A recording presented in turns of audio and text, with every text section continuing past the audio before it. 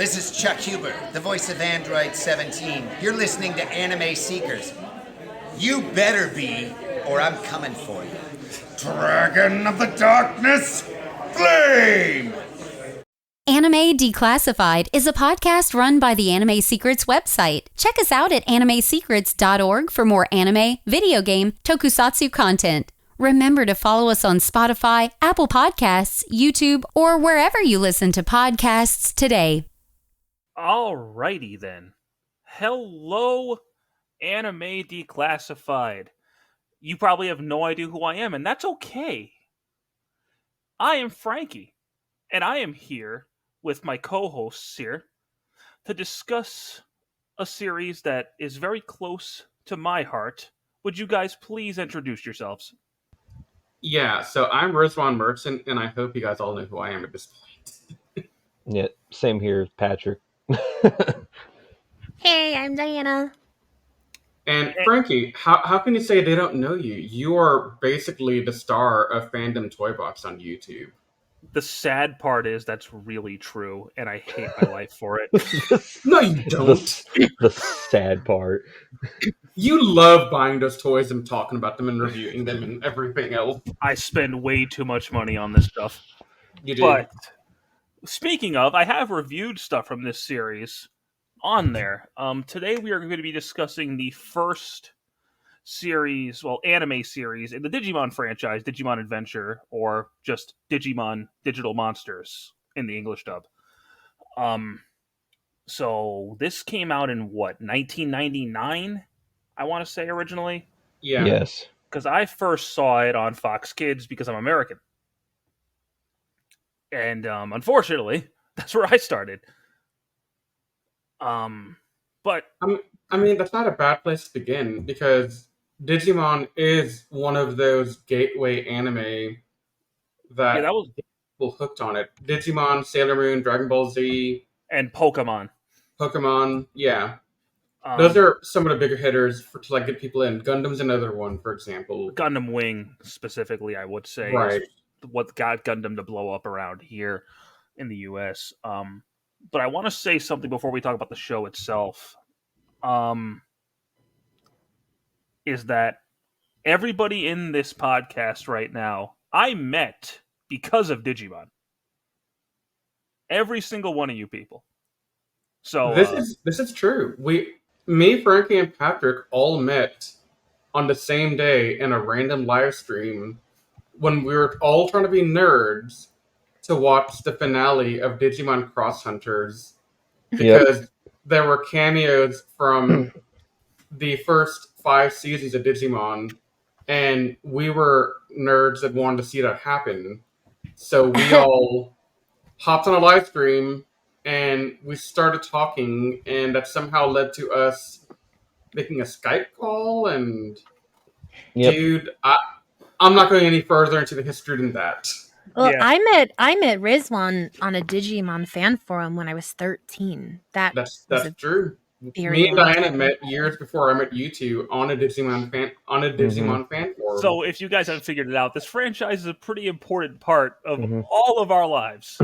I gotta thank AO Digimon for that chat that the three of us made. Digimon. I haven't heard from him from years either. I forgot. I think he still has a channel. I forgot. Well, it's so funny because I at the time was hanging out with someone else who worked for AO Digimon, and Patrick worked with him. Yes, I was actually a partner of his for a while. Yeah, I remember that. But it was funny because one of my other friends from a completely different side of the internet also worked with AO Digimon and you. And I was like, wait, do you know this guy? It's just so funny how small the Digimon fan community really is. Yeah, there was a handful of us that when Cross Wars was around, because it was the first Digimon season that was on TV when the internet's like current social media thing was around. So I guess it was the first time. There was a lot of us that were like kind of like established ourselves. Like I was like a clipper from like Cross Wars moments. AO Digimon was like a blogger. Ronald was doing something. I think he was doing music videos. Yeah, he was doing AMV. Yeah, and then like there's a couple of other people, and we all ended up kind of collaborating with each other once in a while. And then, like, of course, I met these two and Andy and others, and then we kind of made the review channel and stuff. It was a funky time. Please don't bring up that review channel. We don't talk about that review channel. I want to Too leave late. it in. I want to leave it in the past. Well, Look, it was a great consider, experience because I met you guys, but it was cringy as heck. yeah. Well, So I mean, consider this our more updated, proper revisit to. I mean, I had a good time. this mean, is it our was this fun, is our but redemption arc. that was also Also, 2010, and those were fun years because I was in college and everybody was in I college. yeah, yeah. I was in my 20s, and oh boy. Also, fun fact: this is my first time reviewing Digimon Adventure. FYI, Yeah, because you weren't in the original reviews. I was He not. wasn't? No, No. You weren't? he started in Tamers is when he first Yeah. joined. Huh. I mean, I knew you guys when you did the first two recordings, but y'all did them at times that I was not available. Yeah, I think So it was you, me, and Andy and Darren, no, don't Sophie. Come on, respect it, respect Well, it. at the time. at the Yeah. time, Darren. Now But it's so Mm. but we're getting off track here. So tangents. oh jeez. It's a Okay. staple of Anyway, ours. let's talk about Digimon Adventure. Yeah. So back to what we were talking about. Digimon, I believe, started as like the male equivalent to Tamagotchi. I think. Yeah, that's what the D-Pets were. Yep, and then that evolved into the V Tamers manga, In which Digimon World. yeah, the video game, and then they made an Mm. anime. But they took the protagonist character from the manga and kind of just repurposed him for the anime because he had a completely different partner in the manga. Yeah, it was Vidramon. And he It was doesn't have the cape in the anime. that would have been cool, but That yellow cape he had in V-Tamers was actually kind of awesome. yeah, I'm still they're mad almost that V-Tamers never got an anime adaptation. no, and That Vidramon. would be sick, though. Vidramon, I don't think has ever been in the anime ever. No, he hasn't. That's That weird. that manga deserves an anime adaptation, or at least a Mhm, I movie. agree. Just an OVA, I would watch it. Yes, exactly. Mhm. But so quick plot summary of Digimon Adventure. I promise I'm not going to go for an hour like I used to. We got 7 young kids. They go to camp for the summer. Don't do this to me. They wind up living in a digital land. And muted. I hate. Okay, we'll get to that when we talk about dub versus sub comparison. But and their Yeah. names are Taichi or Tai in the dub, Yamato or Matt, Koshiro, who they dub as Izzy because his last name is Izumi. Sora, I think her name's the same in both versions. Takeru, who they call TK, Mimi, and Joe are all at the summer camp when it just starts snowing. Okay, In the middle of summer. yeah, sure. Why not? And then to make a long story short, they get sucked into a digital world through a weird like tidal wave. It's very strange. But then they find these like little talking floating head guys. Okay. They're the Digimon. I'm not going to go over their form names because I'll be here forever. And you know, as the show goes on, they bond with these Digimon who then evolve into stronger forms. But, you know, evil's afoot because of course it is. It's a children's show after all. And the Digimon, random Digimon, like random, like nice Digimon, start getting affected by these gears in their backs, black gears, which are controlled by Devimon. And you know they hum and haw. They defeat Devimon after the island breaks up, and they separate and rejoin, and blah blah blah blah blah. I'm doing this very fast. I don't want to be here all day. So after Devimon's defeated by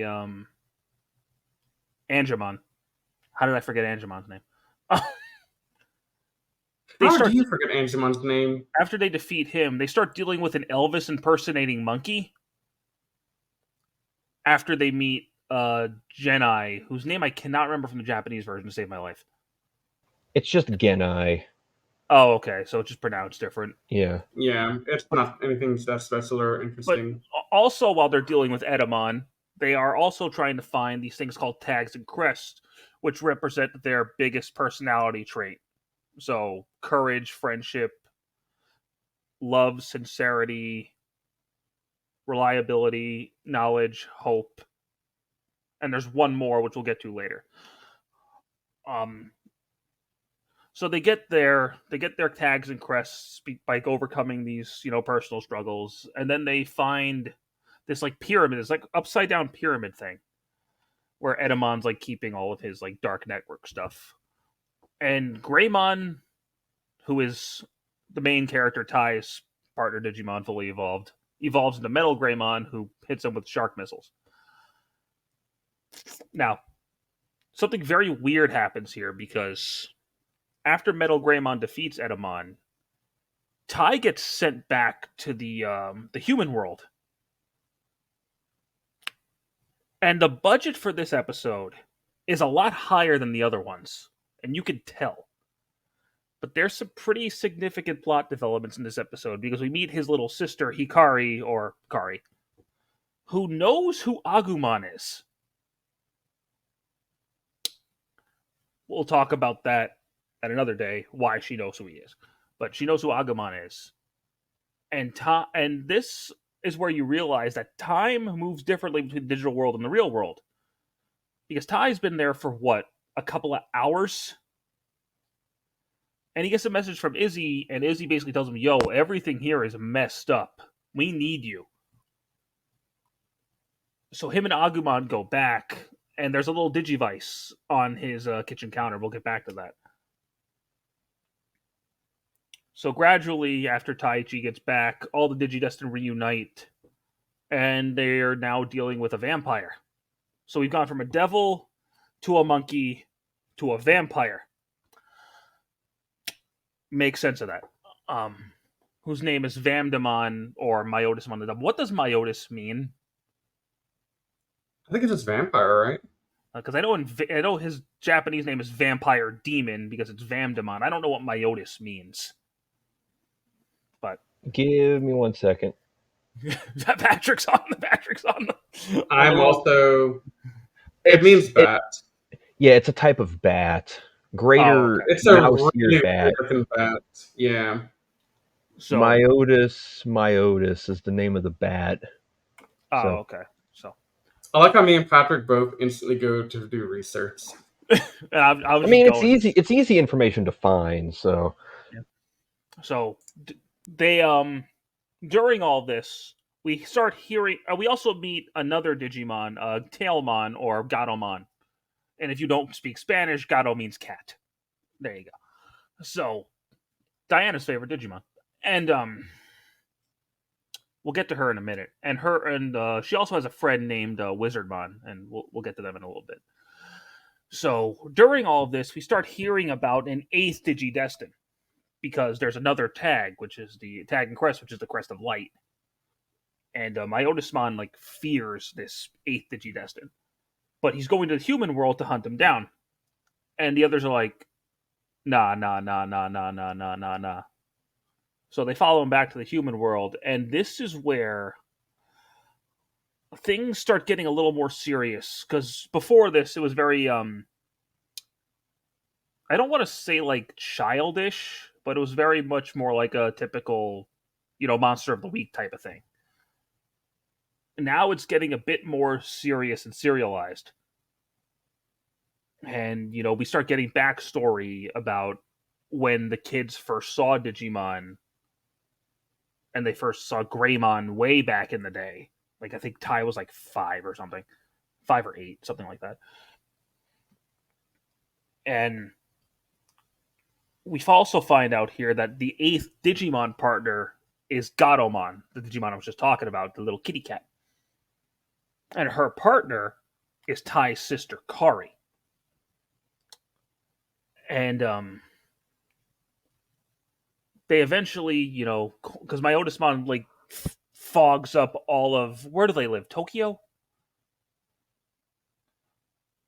somewhere in Japan. Yes. I think it was Odaiba, right? Yeah, that's It's a a suburb of Tokyo. yeah, Correct. it It's is. Odaiba, not Tokyo. Thank you. So, Yeah. point is, he fogs the whole 'Cause place up. August 1st is Odaiba Day. That's the day that they went to the digital world from summer camp, but it's Odaiba Memorial. That's an actual location in Yeah. Japan. Oh, huh. Mhm. I feel like a chump now. No, you're not a chump. It's okay. I mean, You shut up. So, they eventually battle my Otismon on top of a building where Wizardmon is killed. Fun fact, sorry, not to interrupt you, but my friends have actually been to that building. My friend was a Navy wife, and they've been to the actual TV station yeah, there. it's a The real Legends building. Real. That's Yeah. actually really cool. It's really Yeah. cool. Yeah. And you tell me not to curse. Oh, I I'm so mean- sorry. Oh, I was told not to curse. I'm so sorry. It was Wah, unintentional, wah. promise. Don't worry, I'll just add a dragon dagger or something to that. Edited Can in we post. beep it over it? Edited Yeah. in post. It's something I stole from another podcast that I enjoy using now. Oh, good. So Gatomon, after Wizardmon is killed, Gatomon, just like Patamon, has an angel form. Angel Woman. Uh-huh. Digimommy. Anyway, so she destroys my Otismon, seemingly destroys my Otismon, who at the time of the devil 666 comes back as Venom Vamdemon or Venom Iotismon. And Metal Greymon and Wergarumon try to fight him. No. Because I believe before Venom Iotismon, did the Mega level actually exist in Digimon Media? It existed in. Because I know Machine Dramon was in Digimon World, but I think Well, he was labeled as Ultimate. yeah, because I think the Mega level or whatever it's called, the Ultimate level Because in Japan. in Japan, the Ultimate level's perfect, and then Mega is Yeah, Ultimate. I think it Yeah, was established in the D pet that came out before the season started. Okay. I was under the impression that Machine Dramon was ultimate in the anime. No, Did they he's a they Mega. said he was a mega? He's a Mega. Yeah, he For is. sure. Yeah, he's Yeah, because the dub specifically mentioned that the Dark Masters were 4 megas. So I want to say Machine Dramon's more powerful than Venom Iotismon, but we'll get to him no, later. Because I always thought that Puppetmon was also. No, every enemy after Venom Iotismon, every main enemy was a Mega. But they can't beat him. Was it Venom Iotismon or Valamiotismon? It's Venom, and then it's Malo. Mallow comes in season. Okay. Yep. Season 2. I just got them flip flop. Thank you. You're welcome. So they can't beat him, and then I almost said Jenny. Jesus Christ. Gen I sends them this prophecy, which I'm going to paraphrase, but angels of hope and light will shoot arrows into the loved ones of those they're sent to protect, and a miracle will happen, or something along those lines. stab your brothers to kill Satan. So angels of hope and light, yeah, pretty much. Angels of hope and light are Angemon and Angelwomon, loved ones of those are sent to protect TK and Kari, their big brothers Ty and Matt. So they impale them with arrows. Okay, how they survived this, I've still never understood. But Well, in the dub, they say that some angels can shoot arrows of love and hope, like Cupid. So I hate that. maybe. But this causes Agumon and Gabumon to warp to the Mega level, War Greymon and Middle Garurumon. And they're still struggling to beat Venom Iotismon, even at the Mega level. Until the Digivices like pin him down and they deliver the ultimate crotch shot.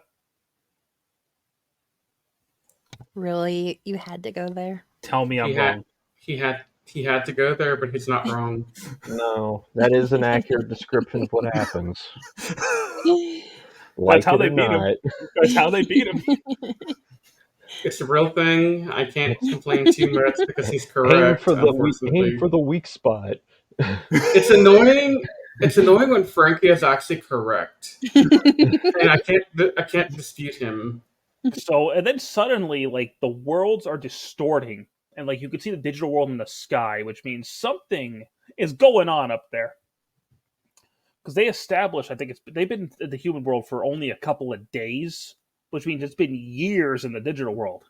So Digidestin are like, we're going back, We made a whoopsie doodles.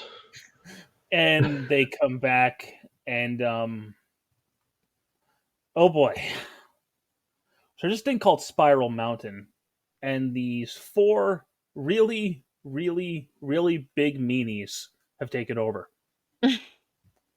Metal Seedramon, Puppetmon, Machine Dramon, and Piedmon are the four Dark Masters. And they make all the Digidestin look like chumps. Even War Greymon and Metal Garurumon. So they're like, okay, let's take these guys on one at a time. After the Dark Masters systematically kill most of the friends they've made along the way, including Pixiemon, Leomon, Waymon, Suman. Chumon. I think Andromon does survive, Yeah, Andromon lives.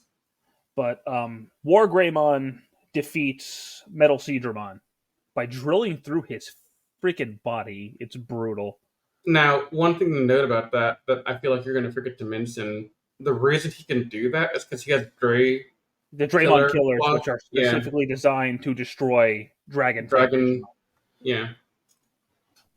So that's we'll get to that. So we get to the Puppetmon stuff, and normally I'd just be like, "Yeah, Puppetmon dies." Blah blah blah. Some significant stuff happens in the Puppetmon portion. Like I think we get the backstory of all the partner Digimon and Genai here. Yeah, it's at the end of the arc after they Right. defeat Puppetmon. I thought it was right before because I know Matt goes through like these issues. Yeah, the Puppetmon arc also introduces Matt's insecurities and Yeah. convincing him that TK doesn't need him. And Yep. And so Matt and Ty actually fight. And War Greymon and Melgarumon fight, which becomes a staple. I think a lot of Digimon shows have this, where the main character and his like lone wolf, like part rival guy, always end up fighting. Except in Tamers is the only one I can think of. But regardless, eventually Matt becomes a little bit of a loner for a while, and Puppetmon is cornered by War Greymon and the others, and he's like, bye. He just runs away. And Dead Metal Garumon's like, hey, I'm gonna kill you. And he does. Is Puppetmon the only major villain that Matt defeats? Yes, That's what I thought. because Adamon's defeated by Greymon. No, sorry, Metal Greymon. Devimon, Angemon. Greymon's by Enzymon. Well, no, Myotismon. Metal Garurumon did defeat Myotismon with War Greymon. Well, that was a team effort with all of them.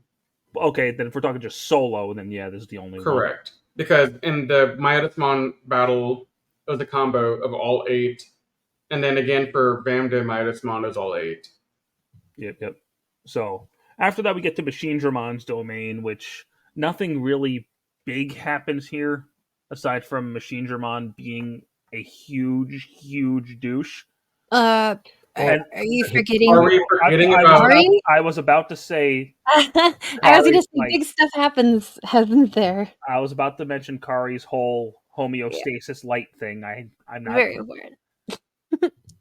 Yeah, because her name is literally Light. Because Hikari means light. And she starts being all glowy and stuff, which we get more of. I think it's 02. I haven't watched Zero Two in a while. And she befriends all these little Numamon who are basically really gross poop things. And Machine Dramon just goes on a mass murdering spree and kills all of them. And she starts crying and powers up Agumon into Wargreymon, who kills Machine Dramon in literally like half a second. Just chops him to pieces. Like the Dice CC. He sliced him like an onion. Now we get to Paimon. And then there's a Angelamon and Lady Devimon. And the Ty and Izzy are very clearly yeah.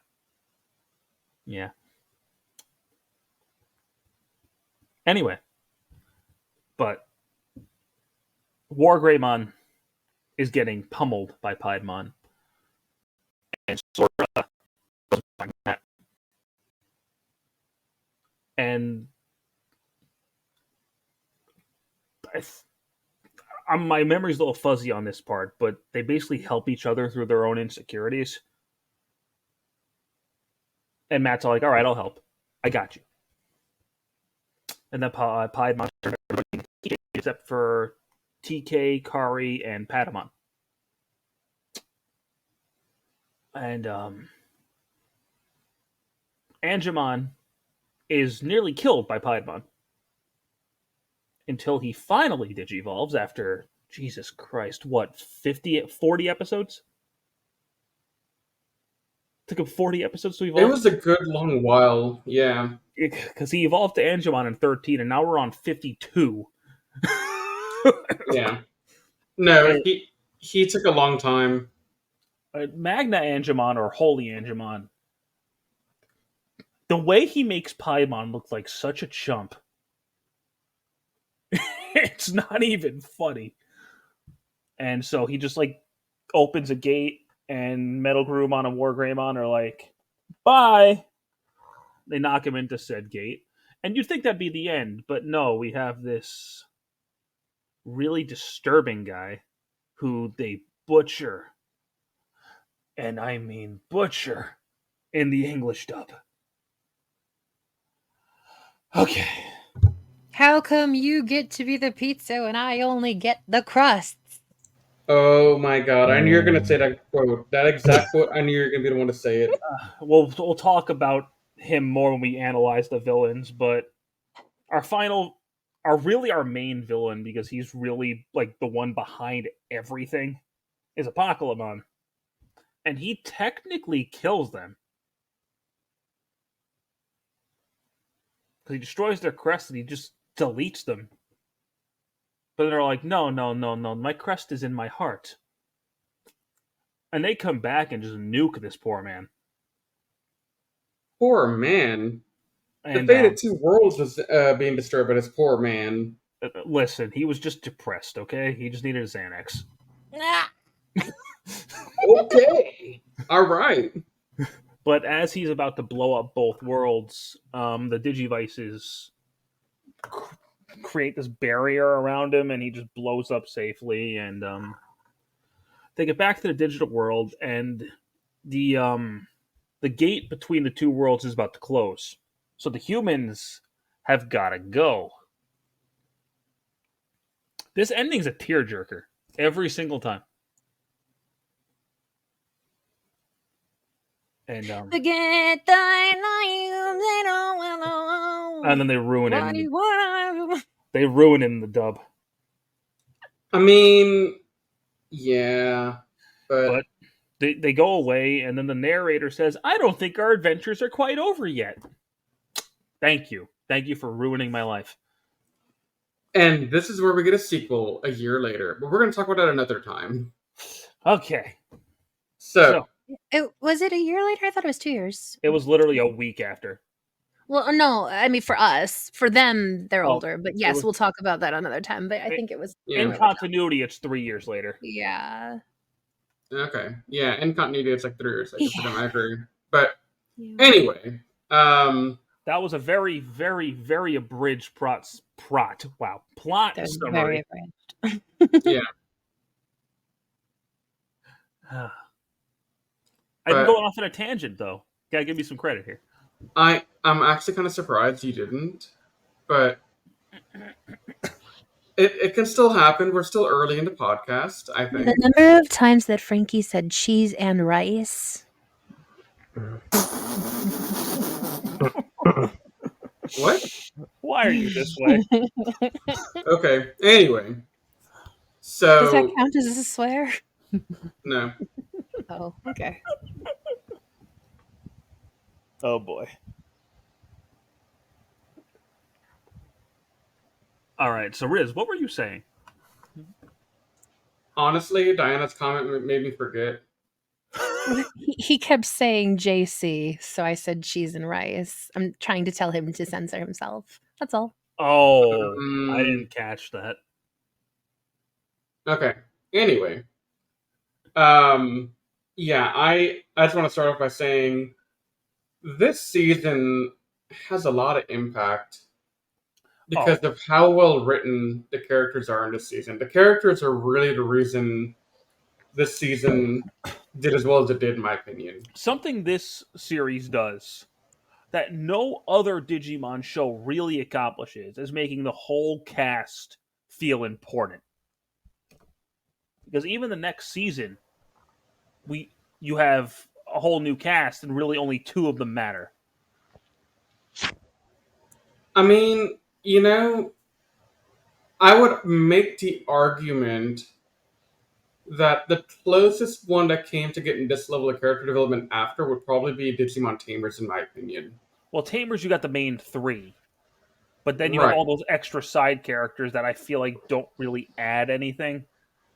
They have their own side stories as well to go along with But Mhm. then, it, like, but that's what I'm getting at is that they don't have the level of depth that you got with 8 characters in this season. for example, Frontier, it's Takuya and Koji. Nobody else matters. Savers, it's Marcus. Nobody else matters. Cross Wars, Taiki. Adventure Wait, 2020. wait, Frankie. How do you know that it's only Marcus that matters if you've never Yeah, seen Digimon that's not to Sabers? say. That's what I'm saying. You don't know Savers if you really think Yeah, that.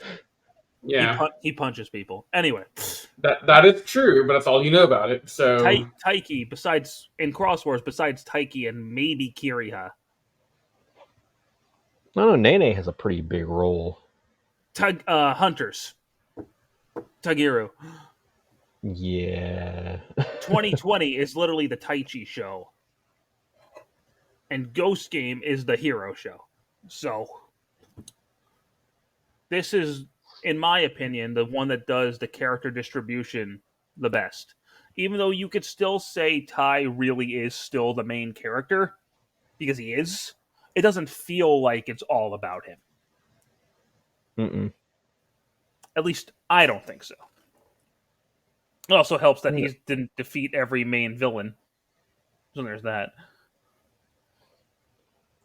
yeah, I mean that's the thing though, is that Tai is kind of a glory hound when it comes to being the killing blow for most of the villains, but the cast excels a lot more in the interpersonal and personal drama that they have throughout, Yeah, they in do. my opinion. They absolutely do.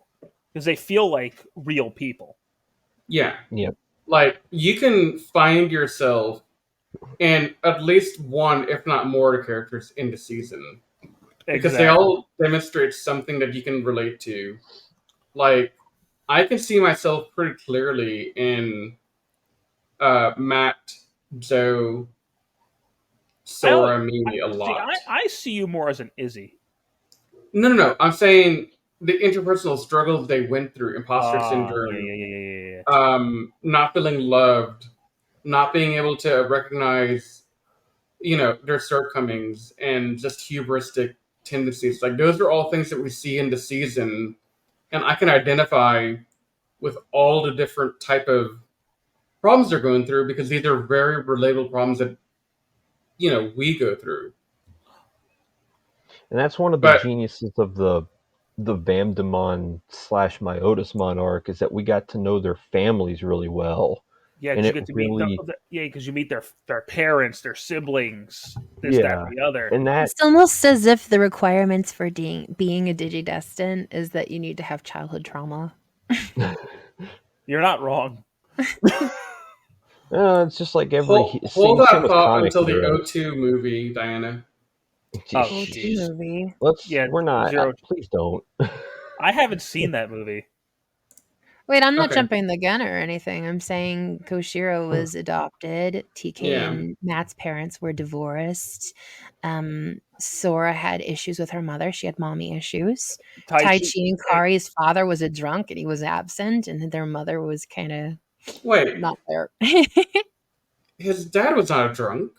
Wasn't he? He was like coming home in the movie, the first movie with Greymon. It was cut from the English dub, but he was coming home drunk one night. He was like at the Yeah. door. Oh, that Okay, actually is in the I think, original Japanese version. Yeah. but Yeah. I think one instance doesn't mean it's the whole thing, though, because When do you ever? he looks really Well, he wasn't in respectable. any of the. I What's mean, that? he wasn't in When the do you TV ever see? show. When do you ever see Tai Chi's dad? Yeah. He wasn't. In He wasn't Transfer in 01. the He wasn't in the Myotismon arc when they went to the TV station and everyone was hiding out together. He wasn't in the movie. He wasn't in the episode where he went home. He just wasn't present. He's never really mentioned. They're all from broken families. I mean, I don't think it takes rocket science to figure that out. And then Taichi also had the whole thing where he was kind of avoiding Kari's sickness for a while. Mimi's parents worked a lot. They had a lot of money. She was well provided for and she was quote unquote spoiled, but like they weren't really around.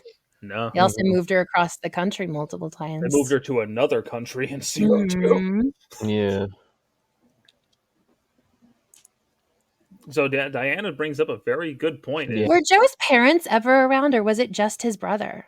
Only the brother. I don't understand where the parents were in the entire Myotismon thing. Yeah. I think he I wonder if mentions his they brother exist. just I think he mentions that he has them, but maybe they were workaholics because again, I start to think, They're okay, doctors. like in some they are cultures, doctors. Yeah. in some cultures, like the child is expected to get straight A's in school and become a doctor and be the provider for the family. And so if his parents expected perfectionism and like instilled that into his mind, and that's why Joe was so obsessed with being perfect and doing well in school, his parents were probably pretty absent and pretty strict on him when they were around. And just the stress of him being a doctor in general, because there Mhm. was never anything that saying that Joe wanted to be a doctor. It just felt like he was forced into that position. It was being Yep. pressured into being a good doctor. And I've known a few people who were in professions because of like family tradition, and it puts so much strain on people. It's And ridiculous. something else And about Joe, and I feel like it's because of that, because he's the oldest kid. He feels like he has to be like the leader, yeah, but he does not have the confidence in himself to be a leader, which is why Mhm. Taichi ends up becoming Yeah. because he said has the leader. charisma and the confidence in himself. But Yeah. he goes through growing pains with that too, because he goes from he can do no wrong to realizing his flaws, Yeah, and then Taichi, absolutely. he be like the scene where he doesn't try to fight, where him and War Greymon don't try to kill off Piedmon. They try to hold him off until Yamato shows up because he knows that he needs him there to, finish the job. There was another Taichi in point the there, but early part of the season would never have done that. there was another point during that same battle where Agumon's like, "Yo, Tai, just turn me into War Greymon. I can kill Lady Devimon right now." Mm-hmm. And Tai's like, "No, I need you to fight Piedmon. You're the only one." There Yeah, are a few times that Ty struggles with like real versus Skull, versus being the hero exactly. the Well, and Skull Yeah. also Greymon's the big prior one to with that. Skull Greymon as well, when Sora gets kidnapped by what was his name? Datamon? Was it Yeah, Datamon? When Sora's Daedon, kidnapped by Datamon and he's trapped behind the firewall, and he's like, if I go through this firewall, I could die in the real world. and I think there was another part where there was another Kuagamon and Agumon just couldn't digivolve. Mm. Tai goes through some shit. Oh god. He definitely struggles with his mortality and right and wrong. And Mhm. am I bad if I hurt this Digimon? Will Agumon lose control and become Skull Greymon again if I hurt this Digimon? Mhm. Is this the right thing to do? And really, he starts to feel the weight of being the team leader, Yeah, you protecting the can others, you Kari can getting see sick. mhm. You can see that he doesn't take failure very well. No, he doesn't. Mhm. No, He not Yeah, at absolutely does all. not. for sure. It's he's a good character that the Mm. series generally focuses on. Something that the 2020 Taichi can't relate to. Yeah. But we'll get to One him. day I'll watch that. We'll get to that later. We have like 7 other shows series to talk about before that. Yeah. Can I help you? No, we're behind. We're beyond help. Sorry. But since we're talking about Tai anyway, his partner is Agumon, who is a lot more level-headed than Tai is. Not that he doesn't Yeah. have his own like, oh yeah, I'm gonna take this guy down, but he's usually the more voice of reason compared to the more hot-headed Tai. Mhm. And let's be honest, Agumon's like Pokemon or is like Pikachu for Digimon. I mean, basically he is. Tell He's the me he's most not. recognizable one. Yeah, him and his other form from the movie, which we'll talk about later. You guys know Yeah. exactly who I'm talking about. Mhm. But he's also always the one to evolve first. Mm-mm. Not always. Name one time he wasn't. When they went from Champion to Ultra, Yes. Matt was the first. No, he wasn't. Skull Greymon doesn't count. Metal Greymon was before Wergarurumon. No. Yes, he was. Anyway. Was he? He was Yeah, 3 he I'm killed episodes I before. Edamon. have I have the episode list pulled up. Let me Metal Yeah. Greymon was episode 20. Wergarurumon was And episode 23.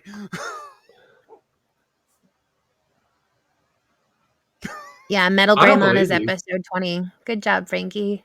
And Frank Wergarurumon is knows the 23. numbers. Okay. Yeah. I don't know why I forgot that. They never until Tamers. It's always the main guy evolves first. Yeah. The main wasn't gogglehead, as he wasn't may. but it wasn't Galgomon the first champion in Tamers? Yes, he was. That's what I thought. Growlmon was the last champion. Mhm. We'll talk about Tamers another day, but now going on to Matt, he's more of the My love. Sorry. I couldn't he's help it. he's a fan favorite. I personally am more on the Thai camp than I am the Matt camp. Well, yeah, because you are Thai. Personality-wise. You're not wrong, I'm never wrong. but Except he's for when I was wrong a minute ago. yeah, exactly. And, Take that, me. oh, and Ty's crest is going back to Ty a little bit because I forgot this. His crest is courage, which makes sense. One of the things Yeah, I do love about the crests is that they're ironically meant to show the character's respective weaknesses. Yes, they are. And well, the weakness and their strength all at one time, because they're all double-edged yes, swords for every one of them, except for the two And little it's kids. it's so funny because it's not even their actual weaknesses, it's how they perceive themselves. yeah, It's their insecurities, their self-doubt. And so well, Sora's like I'm not love. I don't love. And Matt is like, I'm not a very good friend. And Ty is like, oh, I'm not brave. I shouldn't be leaving the group. And so it's all of their insecurities that Yeah. actually So not being outshine reliable, and he goes off. yeah, and more of Yeah, Taichi's exactly. case. In more of Taichi's case is originally he was mistaking, I guess, cockiness for courage, And that's why and Skull Greymon happened. yeah, and the Yeah. journey was him understanding what courage really meant. And that's why we got Metal Greymon. Yeah, Thank you for that breakdown, Frankie. You're welcome. That was beautiful. next level thinking from my Yeah, man but- here. Something Matt At least there's thinking. Matt is the loner of the group, but he is very protective of TK, his little brother.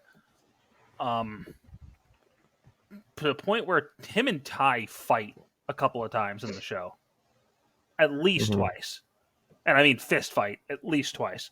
Once in Yep. the snowy mountains and once Then- right after Puppetmon. Yep, Mhm. yeah. And the second time, I would almost argue was almost entirely Matt's fault. You And that was think? because Puppetmon had played upon his insecurities and convinced him that Ty was Was it- trying to Mhm. steal his little Was it brother. was it from him. Puppetmon or Cherrymon? Oh, was it Both of them. Cherrymon? Cherrymon. It was it was a Yeah. collaboration. Yeah. But it's Mhm. mainly Ceramon doing it from behind the scenes. Yeah, from Matt's Yeah. side. Actually, you know, it wasn't it Puppetmon telling TK. Puppetmon was pulling the strings with TK. Cherrymon was pulling the Yes. strings Yeah, with Matt. that's I exactly had what it happened. hmm But Matt has a hard time opening up to people, Mm-hmm. and that's why his friendship is ironically crest. Why his crest is ironically friendship. Let me get it right. Yeah, he doesn't know how to make friends, and that was No. kind of the thing. And No, he has no idea how to make a connection with another human being is the problem. mhm. Like, if you look at the episodes where he interacts with his dad and his mom, he's super informal. Like, he's super formal. He doesn't want to interact. He doesn't want to have any real human connection with them. He just wants to sit in his room and play the harmonica. You know what I really love about Matt's character arc is that he sits there the entire time. I'm not a good friend. I'm not a good friend. And he struggles with his depression and he leaves the group and isolates himself.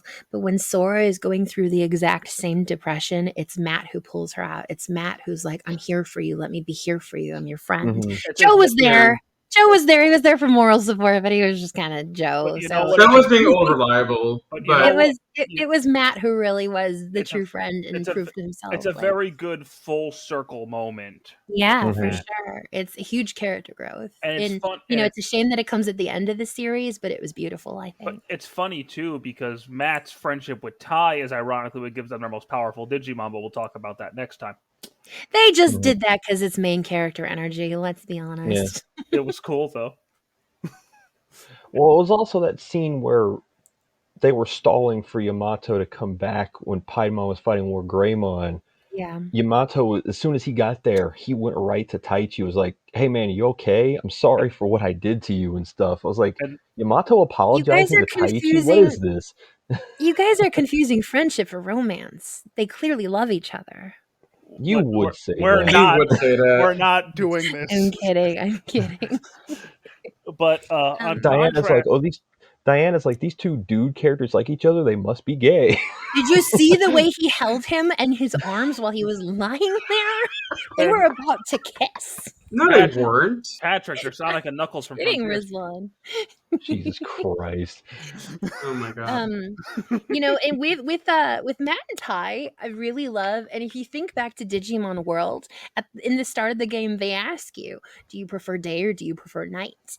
And so Wolf at night under the full moon for Gabumon, and day bright orange for Agumon.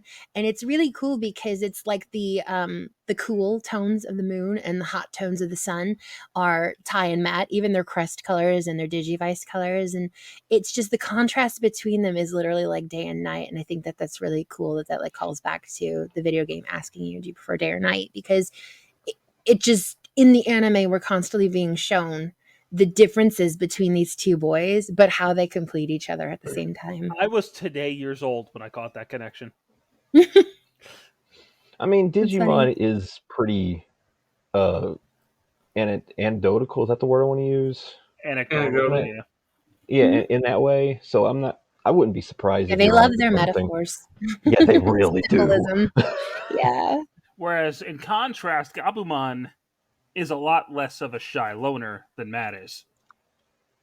He's introverted He's and But he- huggable. he is very loyal to Matt. To the point where he's like, "Yeah, I'll throw hands with Agumon." Sure, buddy. Ironically, Gabumon is to Yamato what Yamato is to Takaru. He's overprotective. Yeah, he is. He's And very overprotective of Matt. And Yeah, but I- one thing I want to mention about Matt though is his character in particular, and a little bit Sora, in my opinion. really, really feed into that narrative on mental health, and Oh yeah. it brings up, like, those two characters in particular bring up a lot of different mental health issues that we face today in the world. That, back in the late '90s when this came out, they were a little bit more taboo to talk about. I feel like. They were. Yep. See, stuff like that is why Digimon Adventure, the original, has stuck around and remains in people's heads as long as it has, because it has those deeper meanings behind it. Whereas most Digimon shows now are, look, they're throwing giant energy balls. It's like Dragon Ball Z. Yeah, like the strain of his parents' divorce, like it has a very visible impact on Yamato. It took a hit. Yeah. He took a hit. Not as much as on Takiro, but it's probably because he's so young, he doesn't fully understand it. But man, Yamato just did not take it well. No, Well, I think there's something bigger there. I don't know how it is in the Japanese version anymore. It's been a long time since I watched the sub. But watching the dub this week, I kind of tend to think that the father might have committed an infidelity or something. it's very possible. I don't recall if they mentioned that. I don't think they mention it, but at least it's implied in body language. Yeah, it's implied that there was something that Yeah. broke them up. Like they still cared about I each other. but kind of got the something vibe that happened. maybe the dad was an alcoholic. Well, I know you see him smoking at one point, but I don't know. If I he was mean, an He alcoholic. was very like rugged, Right, but see, Mhm. smoking in other cultures, it's not always a sign of something bad.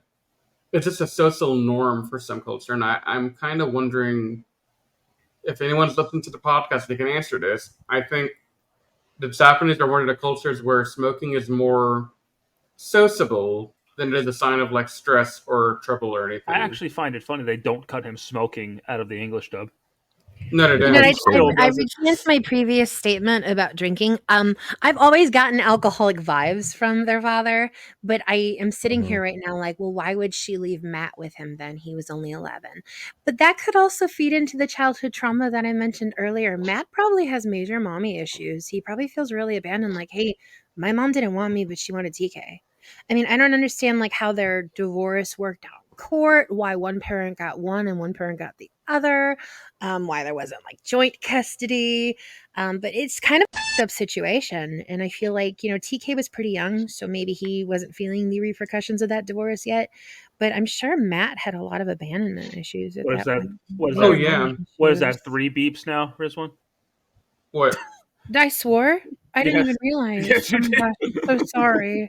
I I'll really am. just I didn't listen even to this realize. podcast again and add some Dragon Daggers, and it'll be fine. And there's also the question of how good of a parent was his dad by himself.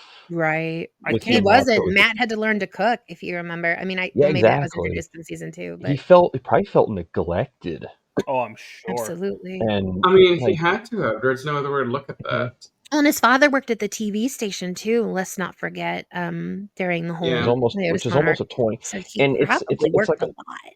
yeah, it's like a 24/7 job almost. Yeah. Hmm. So his dad's Yeah. probably just never around. Yeah.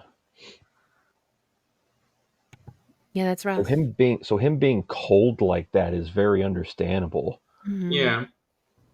And I mean, it's just refreshing to have something in media that's so good at setting up these different conflicts with the parents and the children. Hmm. Because it's not just Matt and TK, it's also, Sora has her struggles. Izzy has his own unique struggle that nobody else really can understand, We'll get to him next. Yeah. And I realize that Digimon is a Japanese cartoon. It's an anime, but they westernized it. And at that time, there were not serious tones or elements to American children's cartoons. It was make them laugh and take their money. Well, because Right. when Digimon Adventure was Do you remember first, Gargoyles? when I'm sorry, Digimon what? Gargoyles. Do you not remember yeah, Gargoyles? Oh, I remember Yeah. Gargoyles, but that had dark tones and elements to it. I'm talking like she's talking in a Yeah. general. She's talking I'm generally. talking like cartoons for kids were a little bit more. Like Yeah, she means they were. like things like Looney Tunes, Rugrats, stuff like Gargoyles, it's just kind of implied. I mean, you watch the opening of Gargoyles and it's like, Yeah. oh, this is going to be dark and But edgy. some something when Digimon was first coming out here, it was very much like, oh look, Pokemon's popular, so it's just like Pokemon, and it's not. It's really The not. Pokemon And anime at the time had no substance. So none. It was what Diana was saying about, just keep the kids entertained and take their money. That's all it was. I mean, it was just meant to be extra marketing for a franchise that had taken over the world at that point in time. Hmm. Yeah. Whereas And I Digimon, mean, Digimon actually looking, had a plot and characters, and yeah. I mean, looking back at it, because I was in sixth grade, maybe middle school by the time Digimon aired, I think, and Pokemon was taken off in the world. So I was in that age bracket where that was a big deal at the time. And I remember, a lot of kids my age in classes were doing the classic argument of Digimon versus Pokemon, which one's better. And I was in that small minority of kids that wanted Digimon more than they wanted Pokemon. Like, I like Pokemon, don't get me wrong. I like the video games, but the cartoon was garbage to me. It was nothing entertaining at all. well, I mean, because it is. Right. But, Hmm. I couldn't really ever explain to people growing up why I like Digimon more, because all I could really say as a kid was, well, the Digimon actually talk and have personality. Pikachu just says Pika Pika. But now, um, 20 plus years later, here we are doing a podcast, and I can eloquently finally explain, here are the things about Digimon that make it groundbreaking to me as a Digimon cartoon. Adventure, the anime, is 25 years old. Just let that sink in. And the I thing is, don't as want a child, you probably didn't comprehend that, but like structure is a thing very much. And with Yeah. Yeah. Pokemon, it followed the same formula. Team Rocket tries to capture Pikachu, they blast off. Ash wins a gym badge. Couple Yeah. episodes later, same shit's happening. Hmm. And in Digimon, it was like there was a continuous story that was flowing and unfolding in which these characters are growing as human beings and they're creating these bonds with different monsters, and there's a purpose and there's a journey There's and actual stakes. depth. Yeah. There's a threat to the world that they have to stop. Mhm. And a lot of people who, make that argument of, oh, Pokemon's better than Digimon have actually never watched Digimon. I'm like you, Riz. I love Pokemon. My weekdays consisted of WGN in the morning because Pokemon was on at like 7 a.m. through 8 a.m. And then I'd get on the school bus. And when I would come home from school at 4 p.m., Digimon was playing on Fox Kids. And then Saturday mornings were Digimon at 8 a.m. and Sunday mornings were Pokemon at 11. So I liked both, but absolutely what you're saying, even though we might have not been able to articulate it as a kid or explain why, Digimon absolutely stood out more for me than Pokemon. Meanwhile, for me and Frankie, it was 3:30 Dragon Ball Z, 4 o'clock Digimon. Yeah, exactly. You got out of school that early? We didn't even get out of school till 3:30, so the bus wouldn't get us home Dude, until I like got home from I got home from school. 10 minutes to I got 4. home from school at like 2:45. Oh my yeah, goodness. same. Like 2:30, Yeah. 2:45. No, in Yeah. Illinois, our schools get out. It might have changed now, but like back in the day, it was 3:30, and I was lucky if the bus got me home at 3:50 so that I could watch Oh yeah, Digimon at no, 4. in New York, I in will New blame York, the snow up there. yeah, in New York, I got out of school like I got home at 2:45 because I lived right down. I lived the same block as the school. It was great, Yeah. but We school podcast now. but let's talk about Koshiro / Izzy now, Yeah. Yeah. the brains of the group. Honestly, Izzy might be perceived as the brain, but if you ask my opinion, I think he's really the heart of the team. Are you Be- sure? well, okay, so I know you're probably going to say Ty, right? No, I would say TK or Kari. Well, okay, so TK and Kari are the heart of the team in that they have the crest of hope and light, but Izzy's the one that's busy trying to keep Ty on track. He's the one that's busy trying to keep up with all the different Digimon shenanigans with the Digivice, the Crest. I think you guys are all wrong. I think Sora is literally the heart of the team. She stops everybody from fighting, and she nurtures everybody and protects everybody. She's kind of the glue that keeps them all together. But that's just Look, me. just because she's the crest of love. Okay. No, Yeah. I just gave you explanations. But yes, I understand. Go No. continue with what you're saying about Izzy because it's all very valid. But I'm just saying Yeah, Sora because keeps everybody Izzy, together. I mean, so yeah, you're right. Sora is the spirit of the emotional connection of everyone, but Izzy is the one that's helping to keep everything organized. The one that's like, okay, let me analyze all this information. The biggest case in point I can give you is the entire group of kids turned to Ty and Midaswan's castle and said, hey, whatever you decide for how we put the cards on the table, we'll accept it. We're not going to question you. And Ty says, I'm not doing that. Hey, Izzy, you're smart. Figure it out because you already know this stuff. So, I Yeah, mean, it's stuff Izzy. like that. And then, like, who's the one that figured out the Draymond claws are the key to beating two of the Dark Masters? Izzy. That was Izzy. Izzy.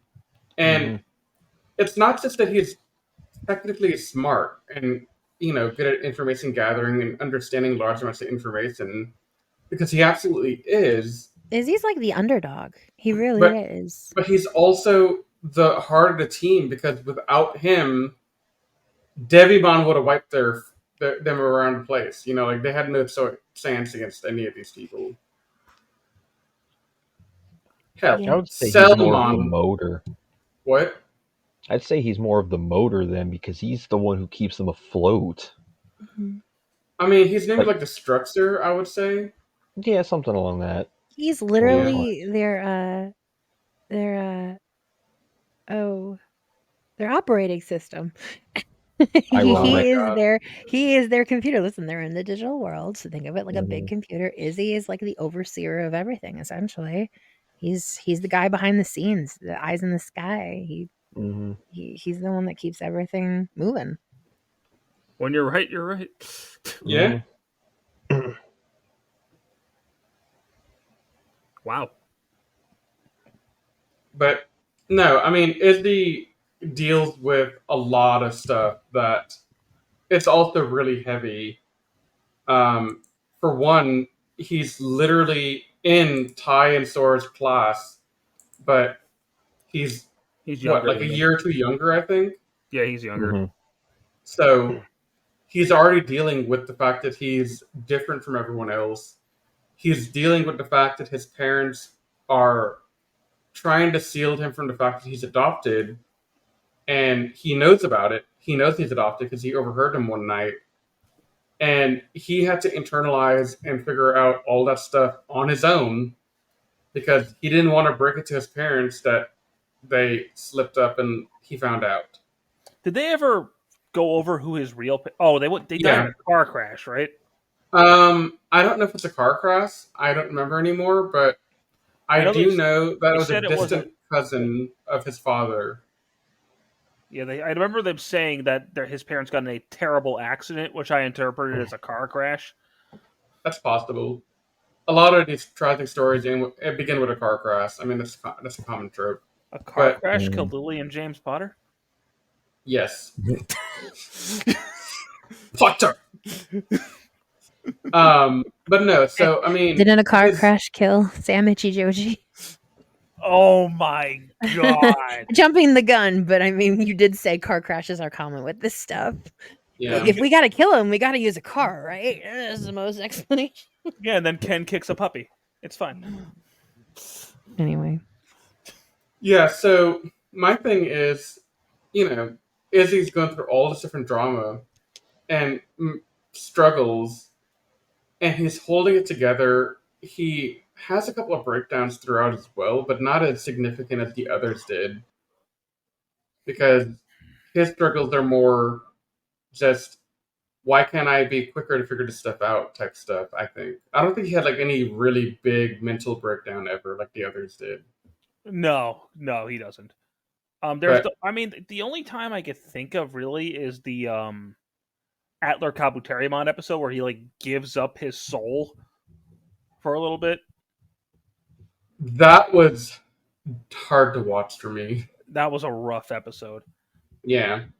I mean, it was satisfying at the end, but like when he gave up his soul or his heart, or I forgot what he gave up, but He gave up his curiosity. Ah. And Tentamon was not very happy with that. Tentamon was like, "Really, bro? Because you doing the this?" curiosity is the defining characteristic of Izzy.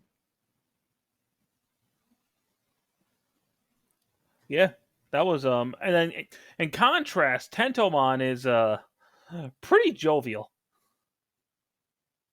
Yeah, that's the trend I'm noticing while we're doing this review is that whatever crest each kid gets, The Digimon is the Digimon opposite. embodies it. Yeah. Yeah. Well, I don't know if Tentomon embodies knowledge. He embodies rational thinking. Yeah, rational thinking, reason. Yeah, that's true. Because every time Koshiro gets kind of lost in his thoughts, Tentomon is the one that kind of slaps him back to reality. Yeah. I love Tentomon. He's one of my favorites. Everybody loves Tentomon. He's also a smart aleck. He is. He's awesome. Now, Sora. Oh boy. Sora. Oh yeah. Sora. Sora's got a problem of her mom wants her to be one thing and she wants to be something else, and they just never agreed to sit down and really talk it through. No. Sora's a very rebellious girl. Yeah, that's why she goes with Matt and not Ty. And she's We're going there. And it led her to have this really strong disconnect with her mother, to where they were, I guess, barely on speaking terms in some regard. Yeah. So she had this trouble of, I guess, wanting to be close to people. And it's kind of why her and Piomon's relationship at the beginning of the season was so rough around the edges. And, you know, just time and connection, she started to loosen up, and that closure she got with her mother was good stuff. You mentioned something about this isn't really a character analysis, but why did they change Piomon's name to Biomon? I think it's a translation thing. Yeah, I think it's a translation error. Because the P and the B, I think, are similar in Japanese. Because Agumon, Gabumon, and Tentomon all have the same names in both versions. Yeah. I think there's no B sound in the Japanese language, so it's more of less like a rough English translation. Okay. Yeah. That was another thing too, going back. Ty's last name is completely different between the two versions. Yeah, that one I don't understand. Like, it's Yagami in Japanese and it's Kamiya in American.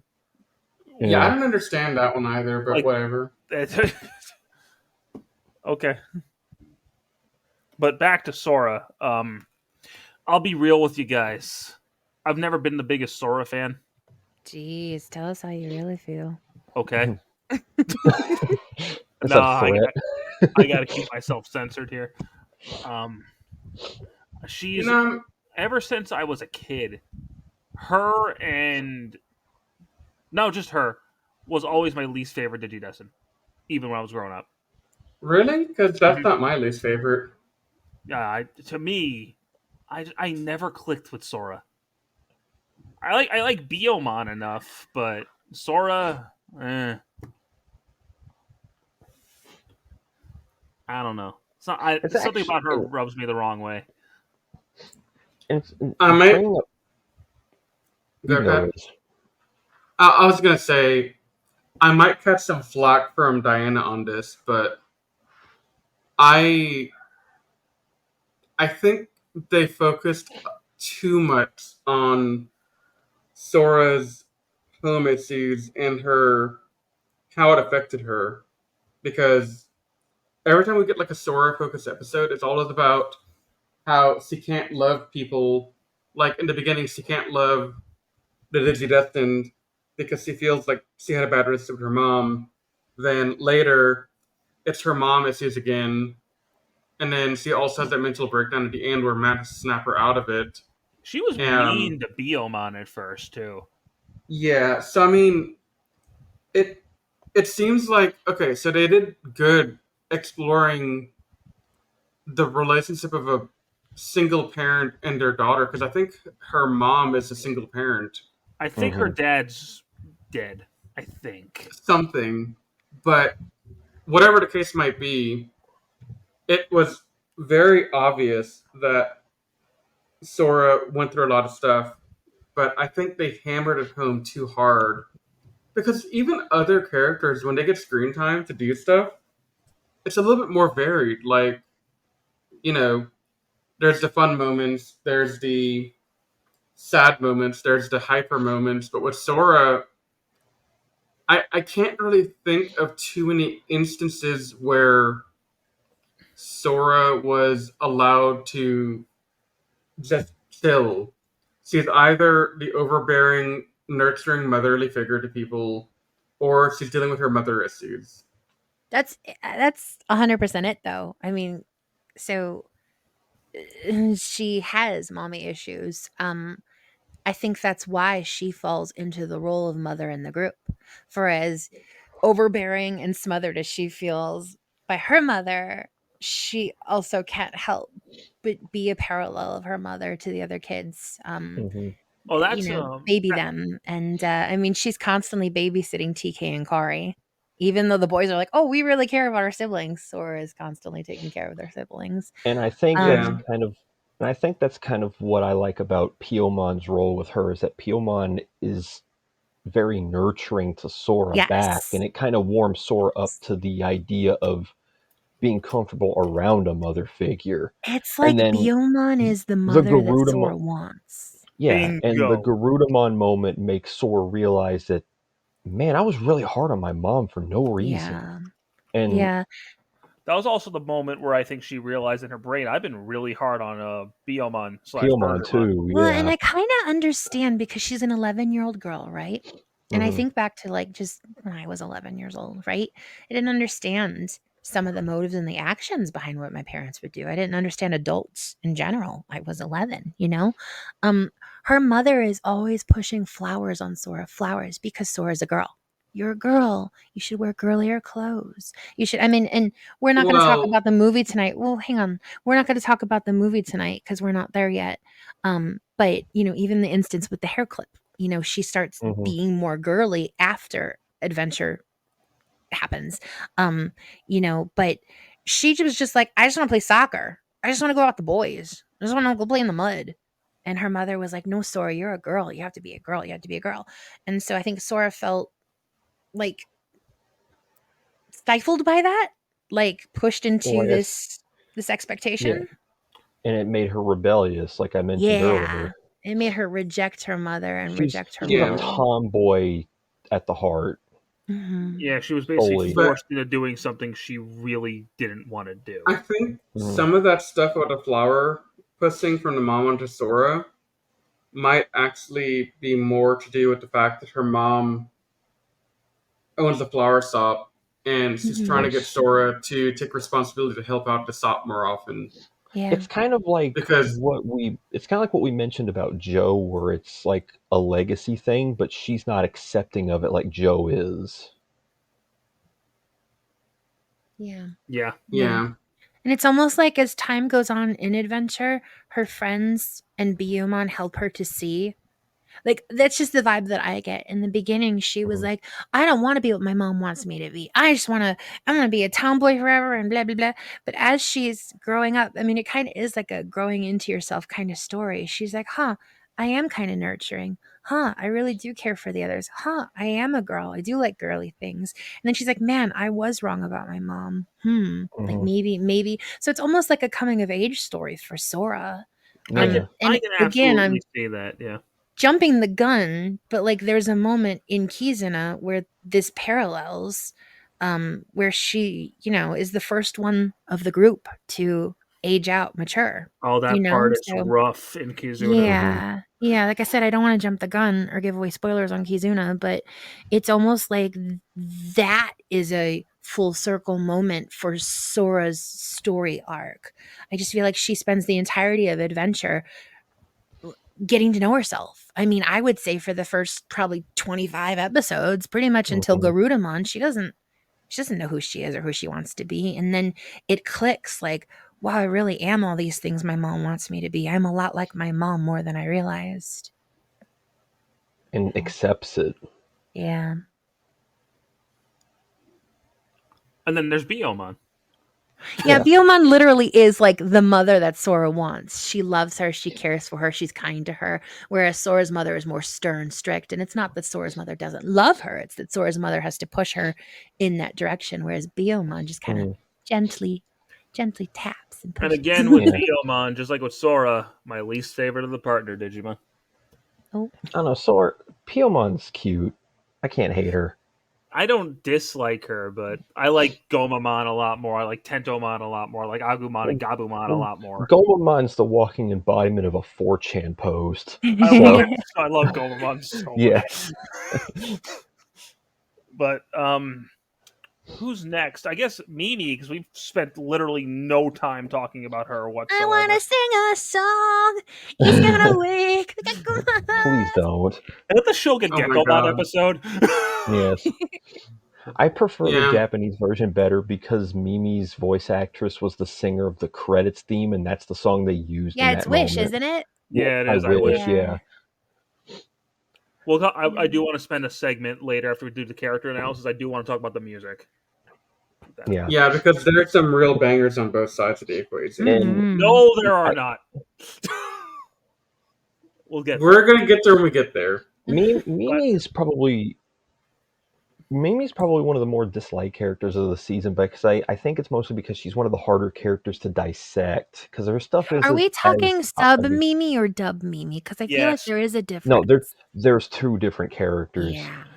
The Yeah. sub Mimi is she's do I want to use the phrase not caring? She thinks that she just doesn't want to be there. They're kind Like of she's she's like a aloof very a little aloof. yeah, bit. Very aloof. very aloof. Thank Patrick, you. would you consider callous the word? That's Yes, yeah. Actually, you actually, know what? callous would Callus is a be good way to describe Japanese yeah, Mimi. yeah. Yeah. And her crest Sincerity, its original name is the crest purity, of isn't it? Purity. purity. Yeah. It's Purity. the crest of purity. I think Joe's Sincerity was is sincerity Joe's. in Japan. Yes. Yeah. Joe's is Yeah. sincerity. Mimi's is purity. I'm I not don't entirely sure what that entails. I don't understand what purity Not means in a Japanese setting, to be not honest with y'all. being a bitch. That's number I 5. assumed pure of heart, like good Which intentioned. yeah, see her crest was always cuz the crests were always a good way to like follow each character's development, but Mimi's was always a little bit more vague. For sure. I remember Lilymon just kind of happening. Well, it happened when her parents were basically threatened by Vandemon, Oh, and dark she the kind of, Dark Tyrannomon thing. Yeah, yeah. yeah, she kind of like finally chose to stop being passive, and I don't know how that lines up with purity. That's It kind of the doesn't. That's why problem. I'm saying Lilymon just kind of every other one, like Yeah, Ty showed his courage. Matt, was like, okay, I got to save my friends, so on and so forth. Mimi was just like, I'll save you, sure. Yeah. Well, That's why I thought like pure intentioned maybe, but in the dub, it felt more like how do I put this? In the dub, to me, it felt like okay, here's a checklist. Agumon's gone to ultimate. Bagabumon's gone to ultimate. Tensamon's gone to ultimate. Only one left besides Patamon is Palamon. Oh, I guess we better do an episode to make her go to ultimate. Well, if they had Holy Angemon that early, there'd be no struggle for the rest of the show. yeah. Yeah, Because but Holy Angemon's kind of busted. he is. But we'll talk about that later because I do want to focus back on this a little bit because watching the dub Mimi is just kind of like an airhead, you know. Oh, she is a ditz. She is She's a complete absolutely. ditz. And Yeah, kind of the worst. her her having the sincerity crest makes a little bit more sense in the later half of the season, because in the first half she's very petty, she's very callous, she's kind of whiny and bratty. But once she gets back into Disney World after all the stuff that happened in the real world, she has like an awakening of realization of what's going on around her. You know, losing Sumon, losing Piximon, losing Waymon. Those had an impact on her, and she sincerely felt for them, and she wanted that purity of. She wanted to maintain her purity of life, and I think that's what the Japanese is trying to go for. Is that Yeah.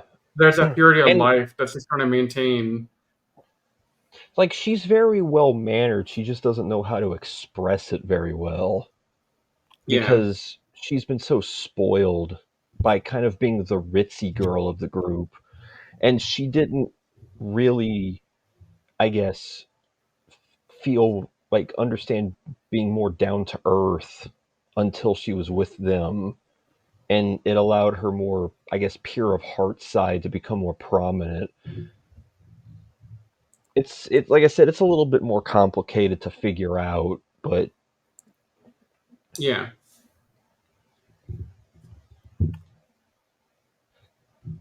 because the dub really did a bad job of making Mimi, I guess, more angry and stuck up when she was never like that. Well, I think the dub made her just.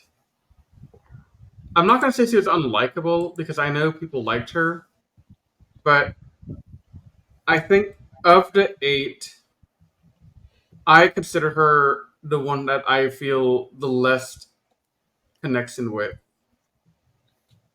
I could agree with Yeah. that. I mean, Like, like I and this said, isn't me saying that because she's a girl and she's a girly girl and I'm not anywhere near that, but just her struggles. I mean, what did she really struggle I was with? gonna say what struggles. Like, what struggles did she have up until she realized the value of life when Sumon died? I feel like she was the one that did the least of all the group. Yeah. Yeah, she was like in the dub. She constantly complains, saying, "My feet hurt. I need to have a fresh change of clothes. I need a shower. Blah blah blah blah blah. Me. Ha, me. Ha ha ha Yeah. ha ha ha. Laugh with me, guys. Come on. Uh, Yeah, and Thank you. I think her journey was more of because she was so sheltered, she didn't know how to handle high stress situations like she was involved in, and it was a matter of her gaining the confidence to be able to handle those situations. Yeah, I mean, Because she is a lot more, put her foot down in the later half of the season. yeah, she is. And then there's Palmon, who I can. Palmon. Palmon Pal- is more of like the sister she never had. That yeah, was a lot more forward thinking, forward stepping than Mimi was. Now, to give Palmon some credit, she is part of the reason why that ending is a tear wrencher. yeah. Yeah. Well, Yeah. Palmon pulled a really mean move at the end Hmm. Yeah. because She at wasn't the to say end, goodnight. all the Digidestined and their Digimon are bidding their farewell. But Palmon said, "Well, if I don't say farewell to Mimi, then I don't have to get hurt." And Mimi is over here sobbing her eyes out because she really wants to tell Palmon goodbye and spend the last few minutes she can with her. And I don't know, it's just Palmon did not make me happy in that scene. I was like, okay, that was a you know what move. Yeah. Actually, now that I think about it, I think Palmon's role is that Palmon is what Mimi wanted to be. Because Yeah. Palmon from the beginning was a lot more confident than Mimi was. Yeah, she was. And eventually they ended up becoming basically the same person. It's true. They really their identities kind of blend. And when Palmon digivolves to Lilymon, doesn't Mimi say something like, "Oh wow, she's so beautiful!" Like Yeah. Something Mimi, along those yeah, lines, yeah. Mimi like really wants to be Palmon. Mhm. Yeah. But I don't know. I think of the 8, I consider her the least developed. Oh, absolutely. Still a good character, but it's a little bit Yeah. more harder to decipher. Now, Joe is the one that on forums I see being the most divisive. Well, There are some I people mean, that love Joe and some people that can't freaking stand him. but there's a reason for that. And it goes back to that entire Japanese culture and also the mental health discussion that this season's doing a fantastic job of doing. On the Japanese culture side, Joe is faced with immense pressure Mhm. to become a doctor. And his entire life, like this kid's talking about becoming a doctor and taking college prep classes and blah, blah, blah, whatever. They're in middle school, right? Yeah. Mhm. I think he's the only one in middle school. Yeah. I think the others still in elementary. The others are But 11. I think Joe is 12. but Yeah. literally, when I was in middle school, I had no idea what I wanted to be when I grew up. I don't know if y'all did, but I sure as hell didn't. Mm-mm. No. No, it was just sort Like, of instilled in Joe. This is your path. right, like he didn't have a choice. He was kind of going down that path. In the dub, I don't know what happened in the sub anymore. I forget. It's been too long. But in the dub, he and his brother have a very good heart to heart talk about, hey, screw what mom and dad say. If you don't want to be a doctor because you're too squeamish to handle the blood, then don't do it. Go do something that you enjoy. Do what makes you happy. And that's And that's such exactly a what Joe needed to hear. right. He needed that because he didn't have that. But then on the other side, I think him being in that mental state of, man, I don't want to be a doctor because I don't want to deal with blood. I don't want to deal with germs and fire, whatever. And I think that made him a nervous wreck a I lot of the get it. time. I get it. Mhm. So I think he comes off as more of a nervous wreck, more cautious, more, um, I guess, kind of scared and unsure of himself. It's something And he I tried. think, Something he tries to do for a while is like take responsibility for the whole group. And we mentioned this earlier. He just doesn't have the qualities that you would think of in a leader. yeah, like the It's just first time he gets separated from the group, I think he's separated with Sora, right? Like those are the two that are broken up at that point when they had the Pokemon episode. yes. Bakuman, lose your power. Bakuman, Pokemon lose your lose your power. power. We'll, Like, we'll get to that when we talk about the dub differences because that scene bugs me. but Mhm. bug you or not, that scene is one important one for Joe because he immediately falls apart because he doesn't have Ty, he doesn't have Matt, and Sora and Biomon are attempting to make him the leader because they Mhm. want to instill confidence in him. And Joe wants nothing to do with it. Then he's like, you know what? I have to do it. I have to try and do it because I have to be responsible because I'm the elder one. And in Japanese culture, the elder child is basically another parent to the kids, in my opinion. I think that is how it works in Japanese culture, but I'm not Japanese. Yeah, I mean, we could ask Nathan's wife, but, you know, that's not going to be easy to do at this hour. Mhm. Yeah. Um, but no, I mean, I think Joe had a very interesting journey, and he's still on that journey in the next season. I think trying to figure out what he wants to do in life and trying to manage all the different stress in his life. And it's interesting because Joe is basically a nervous basket case, but Gomamon, that dude's a bro. I love Gomamon so much. he's That he's is the bro he's right a sur- there. he's a surfer dude. He's just Yeah. he's a surfer. And Like he's also he's the one. reliable. He's Mhm. consistent. He's the one that's always supportive, The and that's contrast what. between Joe and Gomamon is by far the most stark of all the partners. Yeah, Oh yeah. and I think it served to help Zoe begin to overcome the issues he was facing in his own life, having Gomamon as a partner.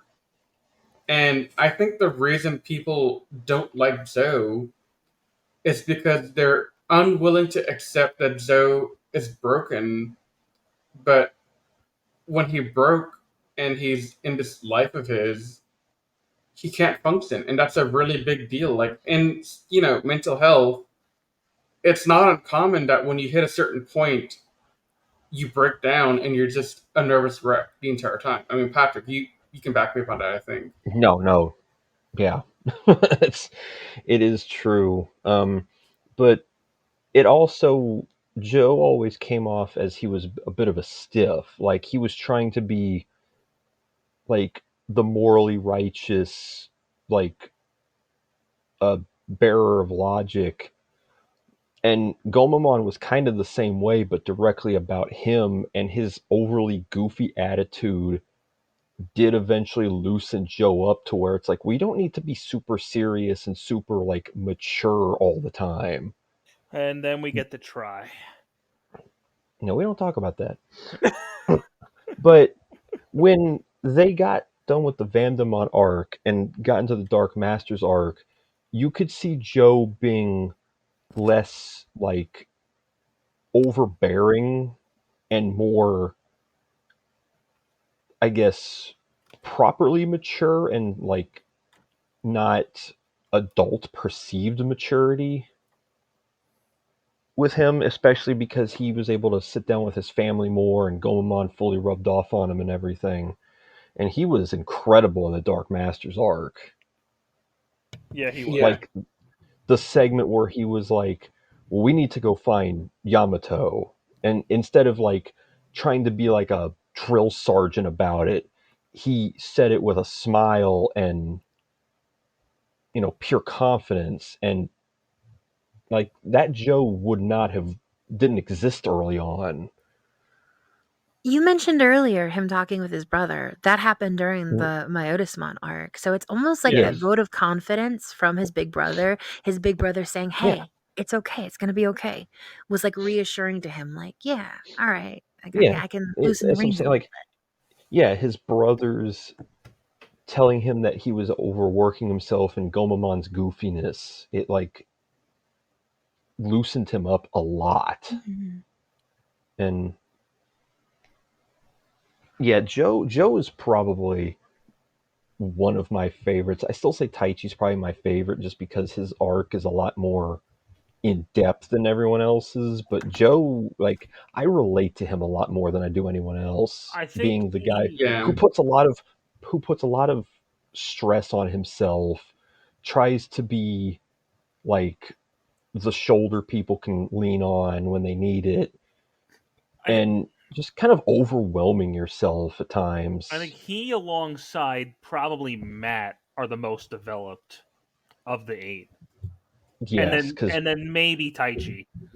No, that there's a stark difference in development between those three. well, he said most developed, Yeah, and but I even would the say, development of Taitsi versus the other two, there's mhm, still a stark gap. I yeah. think. I mean, there is, but I'm saying those 3 are probably. Oh yeah, 100%. That's the top three best developed characters in my opinion. And then I guess TK. So go ahead, Patrick. I don't have. I was. You just go. Oh, Someone go. okay. Yeah, so TK is that typical kid. He's just a little kid trying to He figure out. honestly, he doesn't really change much as the show goes No. on. Well, he No, does he a little does. bit. He does. That's not fair to say because when you first meet TK, he's a bit more childish. He's a bit more of a crybaby. He doesn't understand what's going on around him. He doesn't want anything to do with it. He just wants to be with his brother and get out of there. And then But Angemon then dies. And then what? Angemon dies. Right, and then Antimon dies the first time he digivolves, Because he's like, and I'ma just kill myself. So TK is mourning the fact that the first time his partner digivolves to the champion level, homie dies. He has to do it again for 20 episodes. Right. And so but in that time, I think TK has shown considerable growth. He goes from being the scared little kid to being confident. Like I remember one scene, Well, um, I was multiple times particularly actually. with the Piedmon fight with Yeah, Kari. He was the one who's like, "Yo, Kari, no, we're gonna be okay." yeah. Yeah, That's what I was gonna reference is one scene. But then also the scene when he gets Patamon to go back to Angemon after so long. Oh, that was That's after him and another TK got into a fight, yeah. and And then I think that showed a lot of growth because in that episode, TK starts to grow up a lot more and he starts to Mhm. realize Patamon is not just some toy or pet or whatever. He's a real person with real he's feelings. his friend. Like he's You Right. know, I Mhm. almost wonder. Sorry, I'm gonna go on a long Go for it. thing I want to here. mute now. Um, so you guys are saying things and it's like clicking in my brain. So, Angemon dies. And I think that is when TK starts seeing him as a toy, a pet. In the beginning, it was like, oh, Patamon, blah, blah, blah, you're my best friend. Um, then Angemon dies, and it's almost like something snaps inside TK. We were talking about trauma earlier and about everyone needing like this big dark thing that happened to them.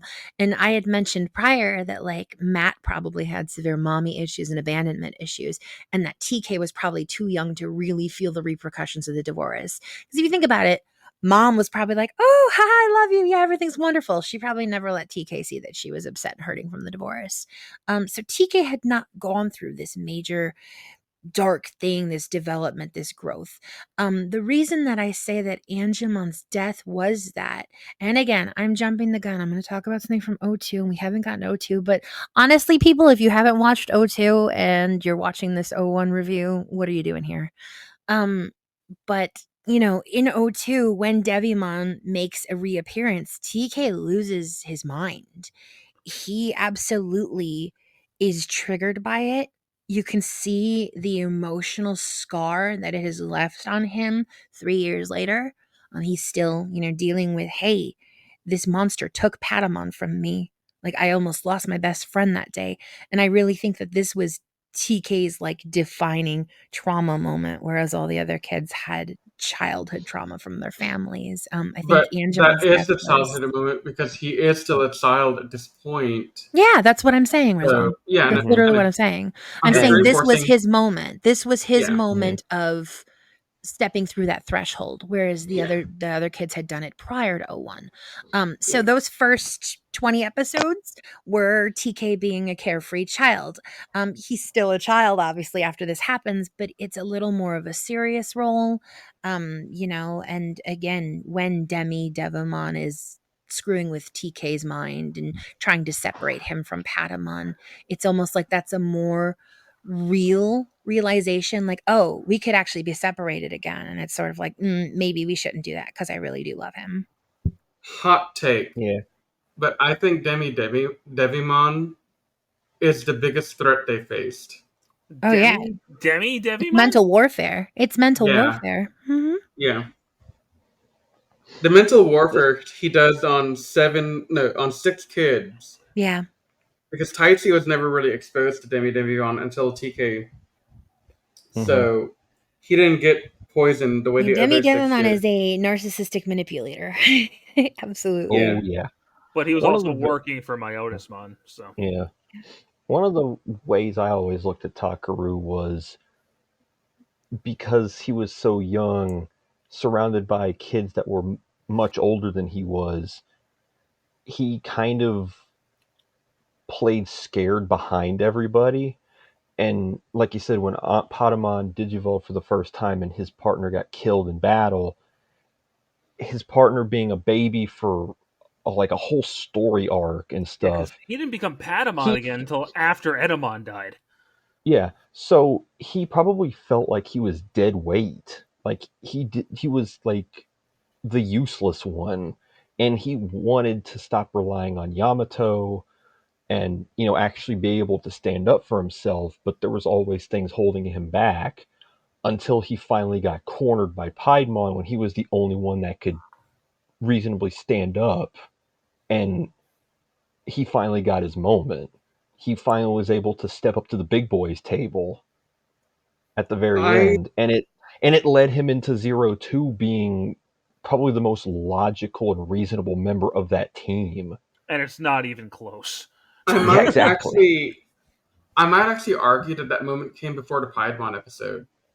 Well, that was the moment when it became like he got his just reward for it.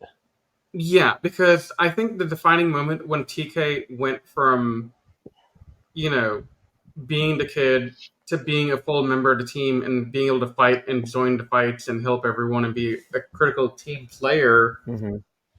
um, it's on the TV tower when, everyone is in ultimate mode, including Angelomon, and then, things are looking bad, and TK and Patamon nod to each other and they're like, it's time. Let's make You it know big what? I guns. was just about to mention that. It's simple. He doesn't say anything. Mm-hmm. But it carries so much weight. And Yeah, Angemon because just the two of them knew that Anjumon is just like a wild card. Like, that scene is hilarious to me because he hits Myotismon with the attack and Phantomon just explodes. yeah, no, I wasn't even aiming for you, but you just died anyway. Poor Phantomon. Yeah.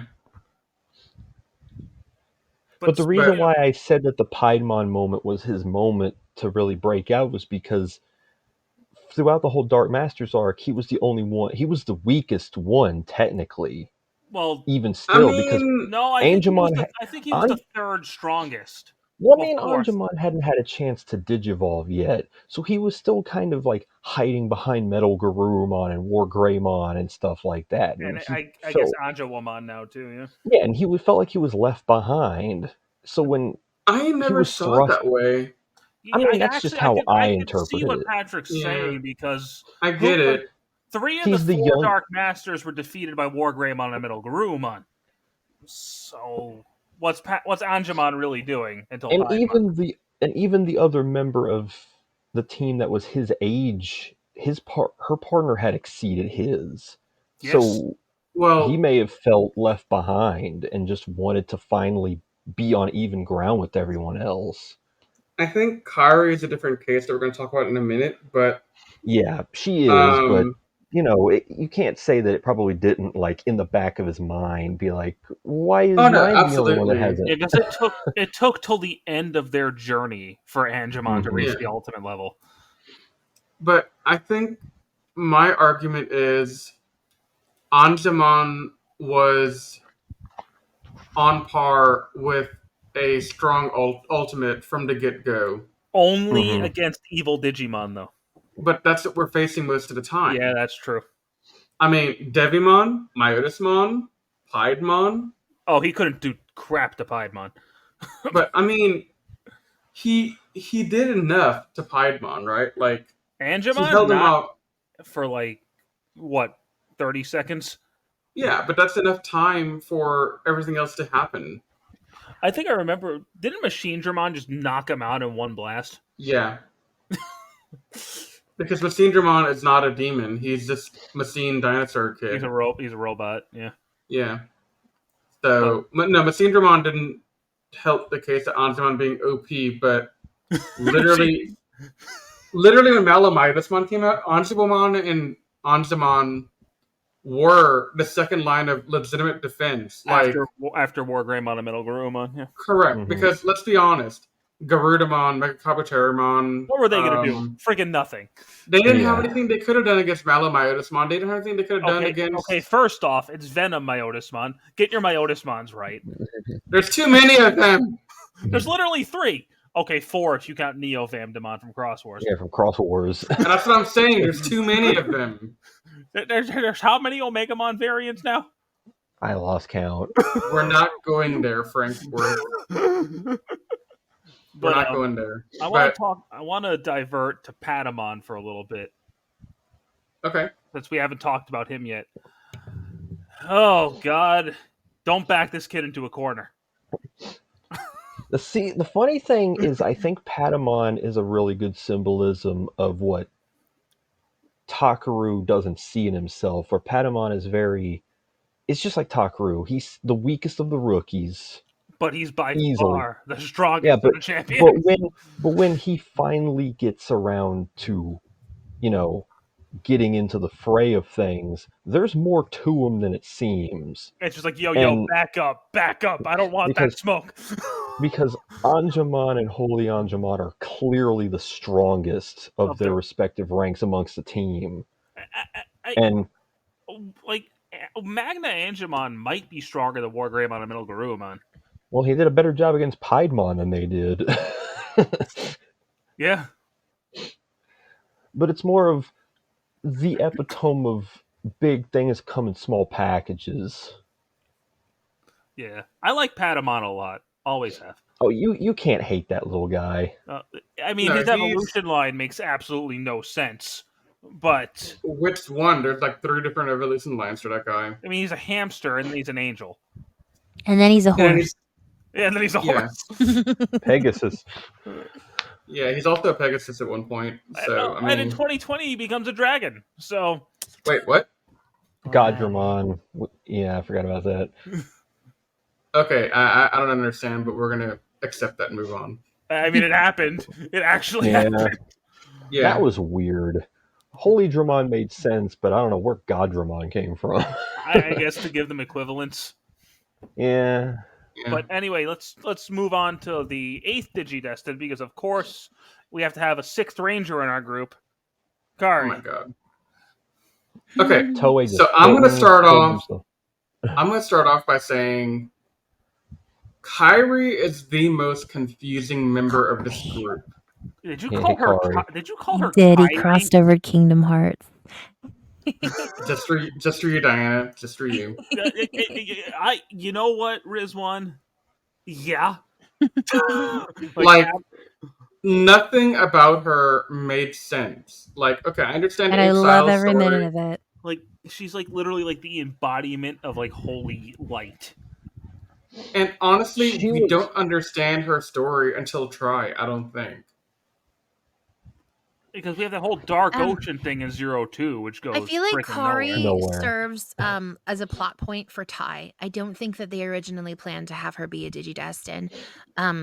Her health issues created guilt for Tai. He was responsible for her almost dying as a child. His mother was very heated and unhappy with Tai, and she smacked him. It was a reaction. It was not as if she was an abusive parent, but it was a reaction to what had happened. I remember when I saw that scene, I was like, Yeah.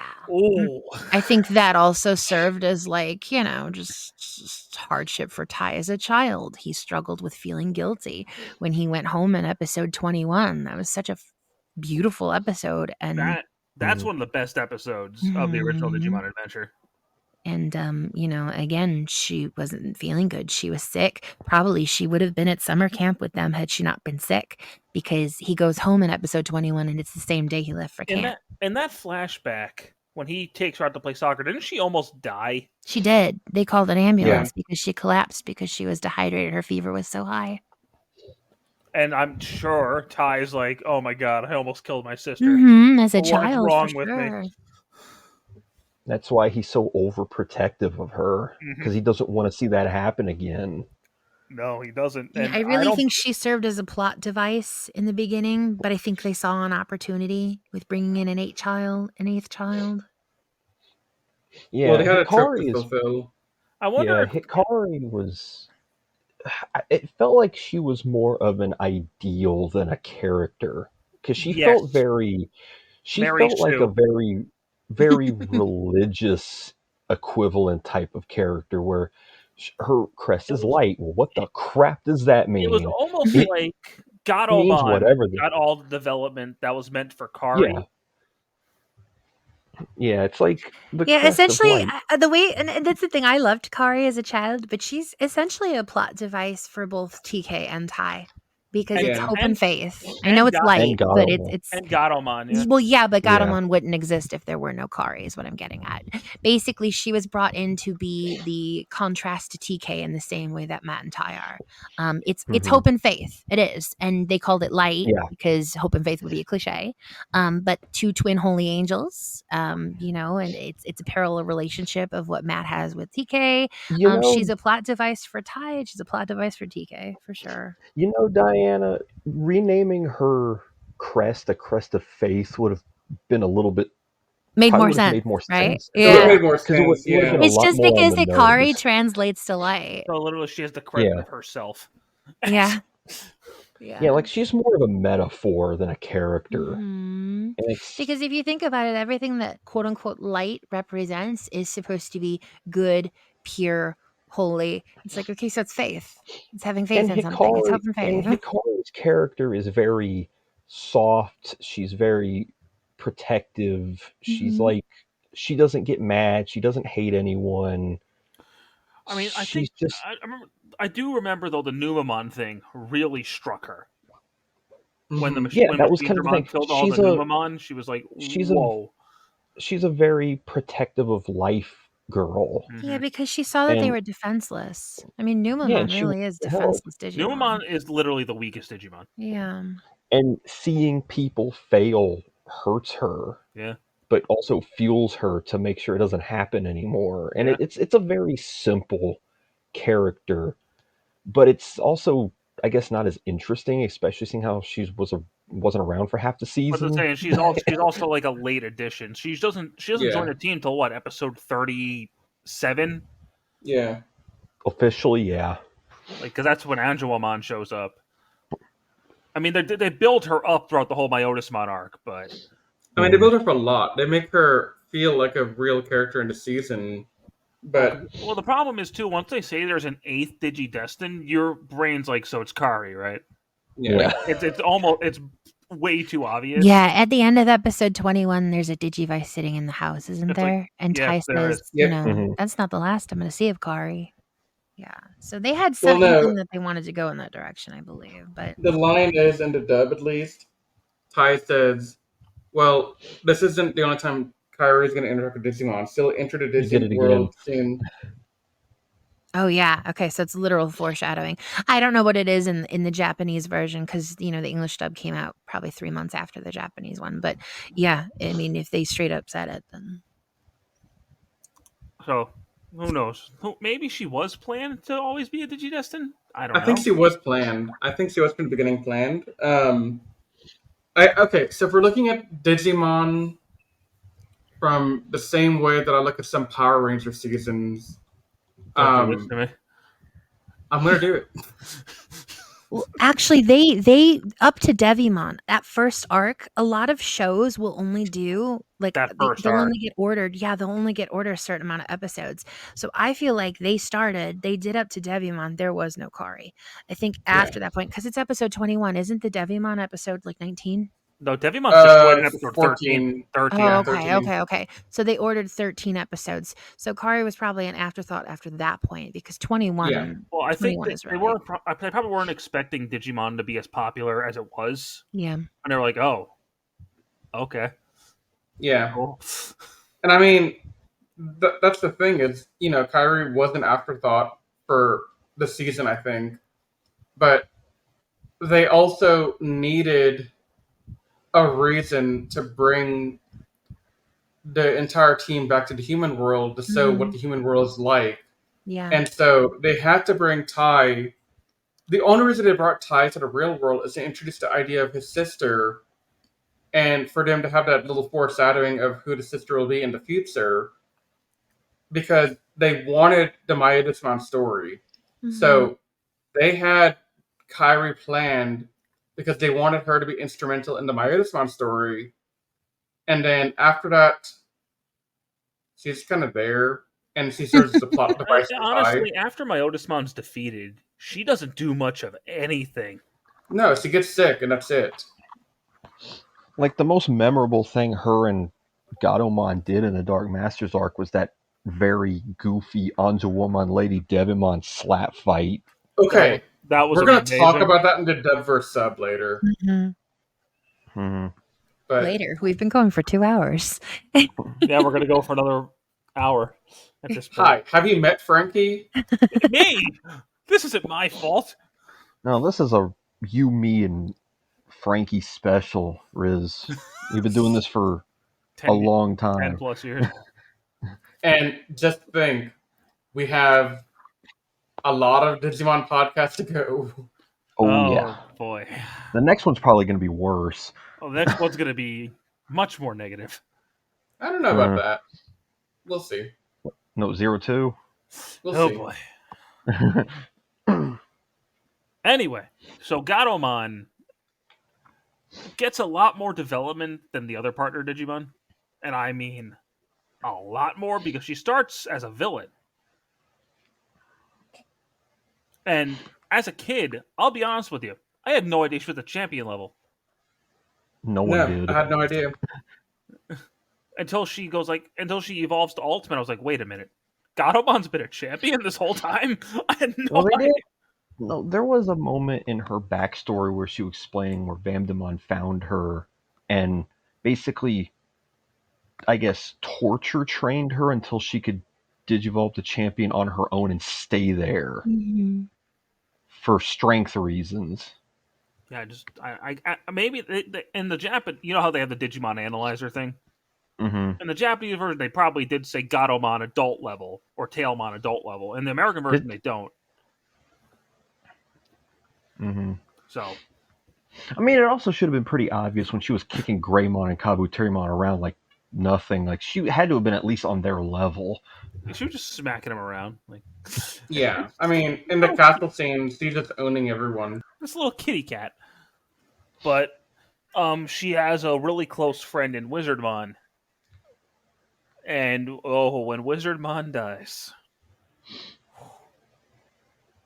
All right. That shot of his hat flying off his head is still hard to watch. Or, dude, when Kari cries right after. Mm-hmm. Oh, man, which they cut out of the dub. Did they really? They cut it out of the dub in that scene, and then they show it right before the final battle. Wow. Saban, you're stupid. I mean, we have a whole other podcast that outlines why, but yes. But again, after Angelomon defeats Myotismon, Gatomon doesn't really do anything. Except for, like Patrick said, have this cat fight with Lady Devimon. Wait, Yeah. what else does she do? Well, the only thing that Kyrie does is It's Kari Riz. You know what? We're gonna call her Hikari. Dang it.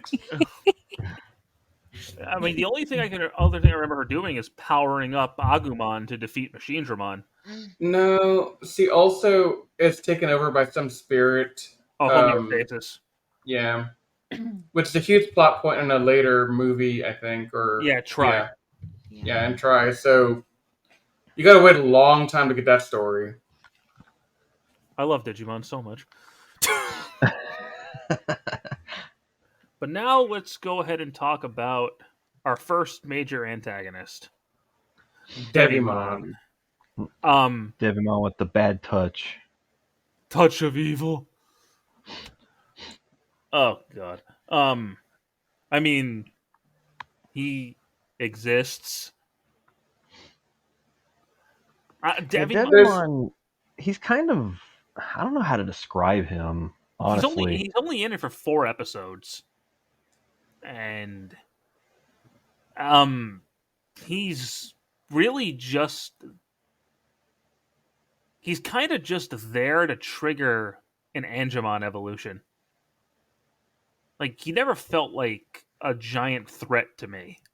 No, I honestly break down Digimon into 2 real arcs. I know it's really more than that, but I consider Digimon broken into arc of Myotismon and into the Dark Master arc. Devimon is so insignificant to the story. I think that I think Edamon does more than Devimon does. yeah, Edamon is a lot more. And Edamon's also just okay. Well, Edamon's at least amusing to listen to in a dub. Yeah, Edamon ultimately might be more pointless to the story because you could have just taken him out of that second arc and it wouldn't have changed anything. I think the only thing that Right. would have changed is how Metal Greymon appeared. Yeah. That would literally be it. I mean, that's ultimately his only reason for existing was, Metal to have Greymon. something in their way when they were going crest hunting. Yeah. I mean, he was strong. I'll Yeah. give him that. He was tough. But There's that scene of him bouncing Ikakumon on his fist before throwing him is like, what the crap is this thing? he's just beating them all up. It's great. this Elvis monkey needs to go away. And that's something too about both Devimon and Edamon. When the person that defeats them shows up, they kill them really quick. Because Angemon nukes Devimon. Right, they make it look easy. Yeah, Angemon just blows Devimon to pieces. One hit. And Metal Greymon, same thing. Giga Blaster. Boom. Okay, I have to say this. I've been thinking about this for like a week. Okay. So, in the dub, when Greymon first uses Metal Greymon, the Digimon Analyzer, I think it's Tentomon reading it in the dub. He's like, his most lethal attack is the Giga Destroyer. You're saying his Japanese name. But then Yeah, they when he never actually called it that. But then when he actually attacks, he's like, Giga Blaster! So, Yeah, they constantly are butchering the names of their attacks. I Oh. noticed that they like change sometimes too. Like they'll say it one way in one episode, and then 5 episodes later, it's a different attack. The worst offender of that is War Greymon. Yeah. Like, he never, I don't think once says Great Tornado, which is what the No. attack's actually called. Or he Okay. goes No, it's between called Brave Tornado. Yeah, but he never says it in the dub. Do Yeah. y'all want to hear a funny Rizwan story about his first watch through of the first time they Mega Digivolve? Yes. Yes. Okay. So let me clarify. I watched this episode when it first aired on Fox way back in the day. So 1999 Rizwan. So probably 5th grade, 6th grade territory we're talking. Man, let me tell you something. The first time I saw War Greymon, my jaw just dropped. Mine too for both of them. But Mm-hmm. Rizwan, being a stupid kid, thought they said his name was More Greymon, not War Greymon. Now it's, No, don't laugh at him. That they actually pronounce it like that. More Greymon. It literally Right. says War sure. Greymon in the background. No, but I didn't That read was- the background. Yeah. As a now it's kid. 50% more Greymon than the It's, than the it's previous. totally ver- just the voice acting. More Greymon. Right, so I thought his name was More Greymon, and I thought, okay, I knew they said Warp Digivolve, but I let myself think for the longest time. Agumon, more Digivolve too? Yeah, more Digivolve and more Greymon. Oh, that's cute, Rizwan. You know what? And we were talking about this yesterday. Well, not yesterday, but you were watching the beginning episodes, and they literally called Patamon in the beginning. Yeah. Patamon, and then like after 12 episodes, it became Patamon. I was like, huh? Yeah. The dub is very, very We'll get more. We'll talk more So about that later. inconsistent. But I just want to start a fun story about more Greymon because I never forgot that story. And now, I think what I'm about to say is unanimous. Myotismon is the best villain in Digimon Adventure. Yes. Straight up. 100%. I agree. Mhm. And this, Because the Dark Masters. Okay, so let's talk about the Dark Masters. We'll come back to Midasmon because he's more impactful to me. What do y'all think? okay. Fine. Metal Because the Seizure Dark- who cares? Metal Seizure Metal Seizure, who cares? He's just there. He's just a hick hillbilly. And honestly, Machine Germon's just, as much as I love Machine Germon, he's really just there too.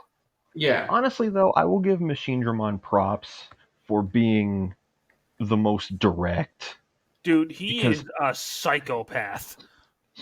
Yeah, I know. He was just like, oh, they're in that hospital? Nuke it. I can make a real world comparison right now, but that'd be in bad taste. Oh my god. Or Waru Manzaman, you failed me. Guess what? You're dead. Yeah, Just kills the guy. it's like Machine Dramon was like, oh, they're in there, blow them up. Send in everybody, I the think whole military, I all of it. It's like, I gee honestly whiz, man. think, and I don't know about in the continuity, but in terms of the reference book, I think Machine Dramon's actually the strongest of the four. No. He's no, I would still don't say think- Python is stronger. Yeah. Yeah. I don't know if I buy Just that. by just by a little bit. Machine Yeah. Dramon. But I don't care. but Pinocchimon or Puppetmon, whatever you want to call him, Pinocchio is makes the- more sense. He's a cool because- villain. I do like him. He's insufferable in a good way because you want to hate him. In the Japanese version, he's a little kid. Now we're gonna talk about how they cut out the fact that he was basically chasing Takaru down through the house with a gun Yeah. Okay. out of the dub. Okay. So I watched that, and I was like, there was no gun in the dub. Where the hell does this gun come from? Why is there a gun in Digimon? Yeah, he just has a pistol. It's like, Yeah. where did you get that? Don't worry about that. Yeah, I forgot about that until right now. But his more manipulative, like stall approach, trying to rip the team apart from the inside out, was That was smart. pretty. Yeah, And it almost worked. Almost It being the did- key word here. it did do a lot of long-term damage. Honestly, he was the one who came the closest to beating them. Besides Piedmon. I mean, Piedmon. Yeah, I'd say Piedmon literally overwhelmed them. Yeah. But If it wasn't for Magna Antimon, they were done. yeah, pretty much. Yeah. Magna Angemon was just like, hey, die. Yeah. But I really don't know what but Puppetmon I don't know what almost to say about destroyed him.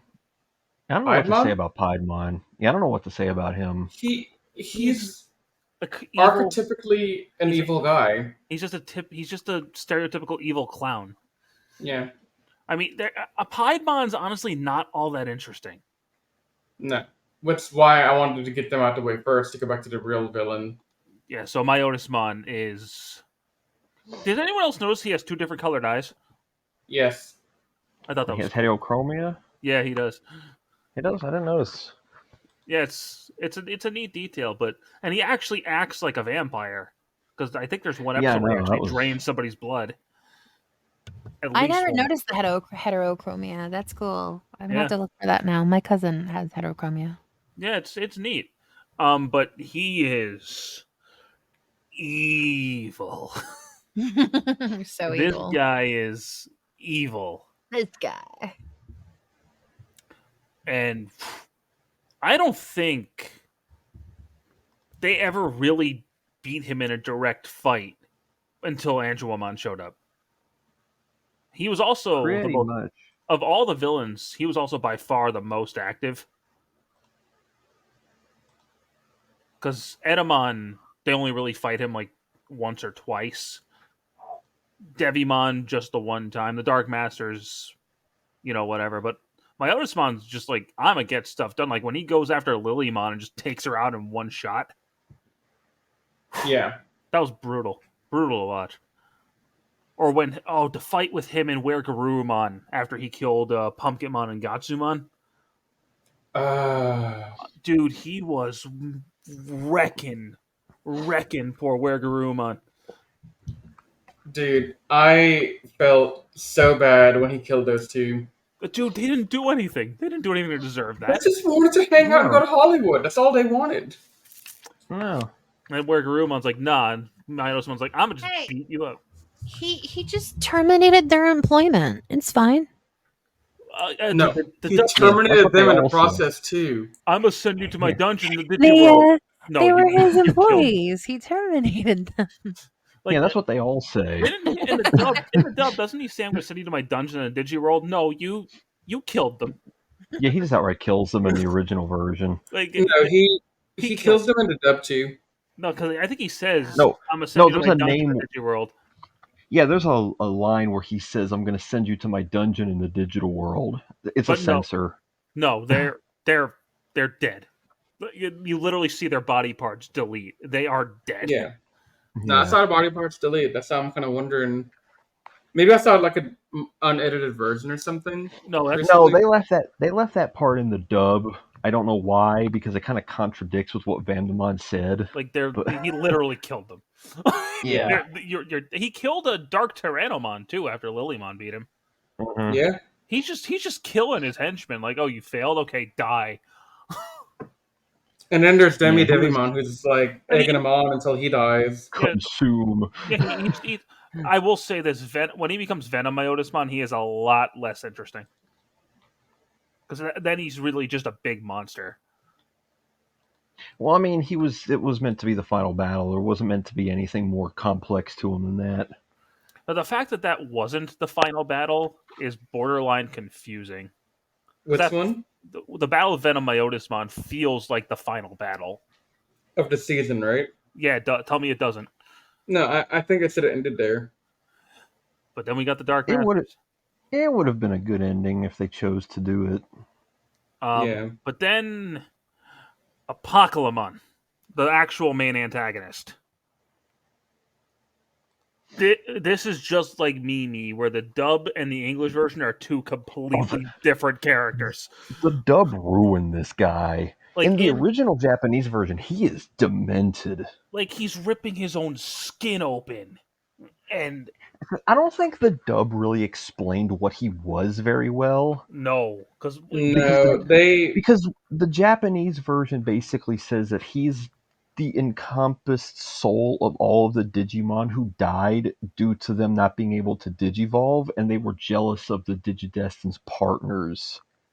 yeah, No. They said it in English as well, Patrick. Did they? Okay, I don't remember the Yeah. dub mentioning that. well, because No, I just the dub just makes him out to be a freaking petty little child.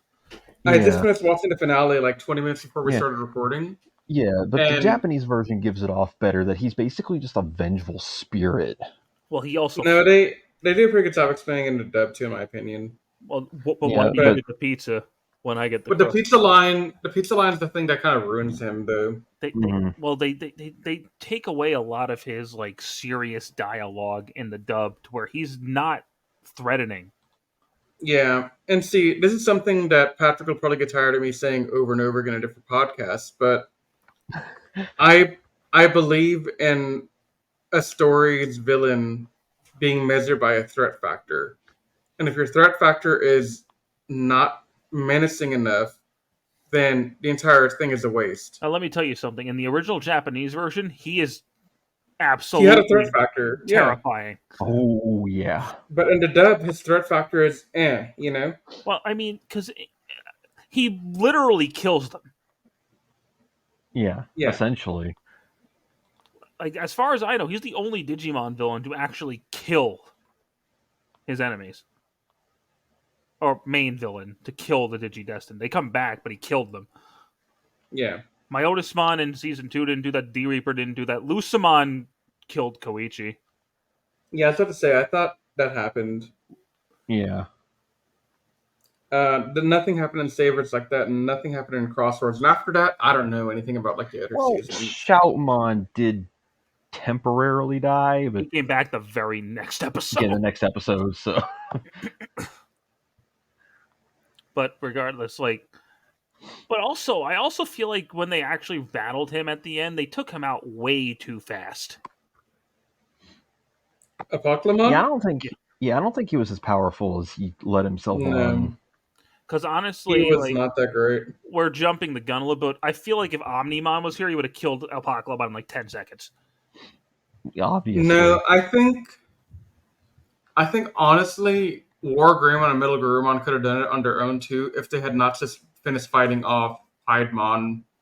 yeah, So that means Omnimon would have obliterated him. yeah, pretty Correct, much. because I think if they were well rested, ate their dinner, and had their Wheaties and all that, that this would have been a much different battle. But because they were already battle torn, they just literally turned from being keychains to being real people again, and then they had to fight an army of flying monkeys from Wizard of Oz.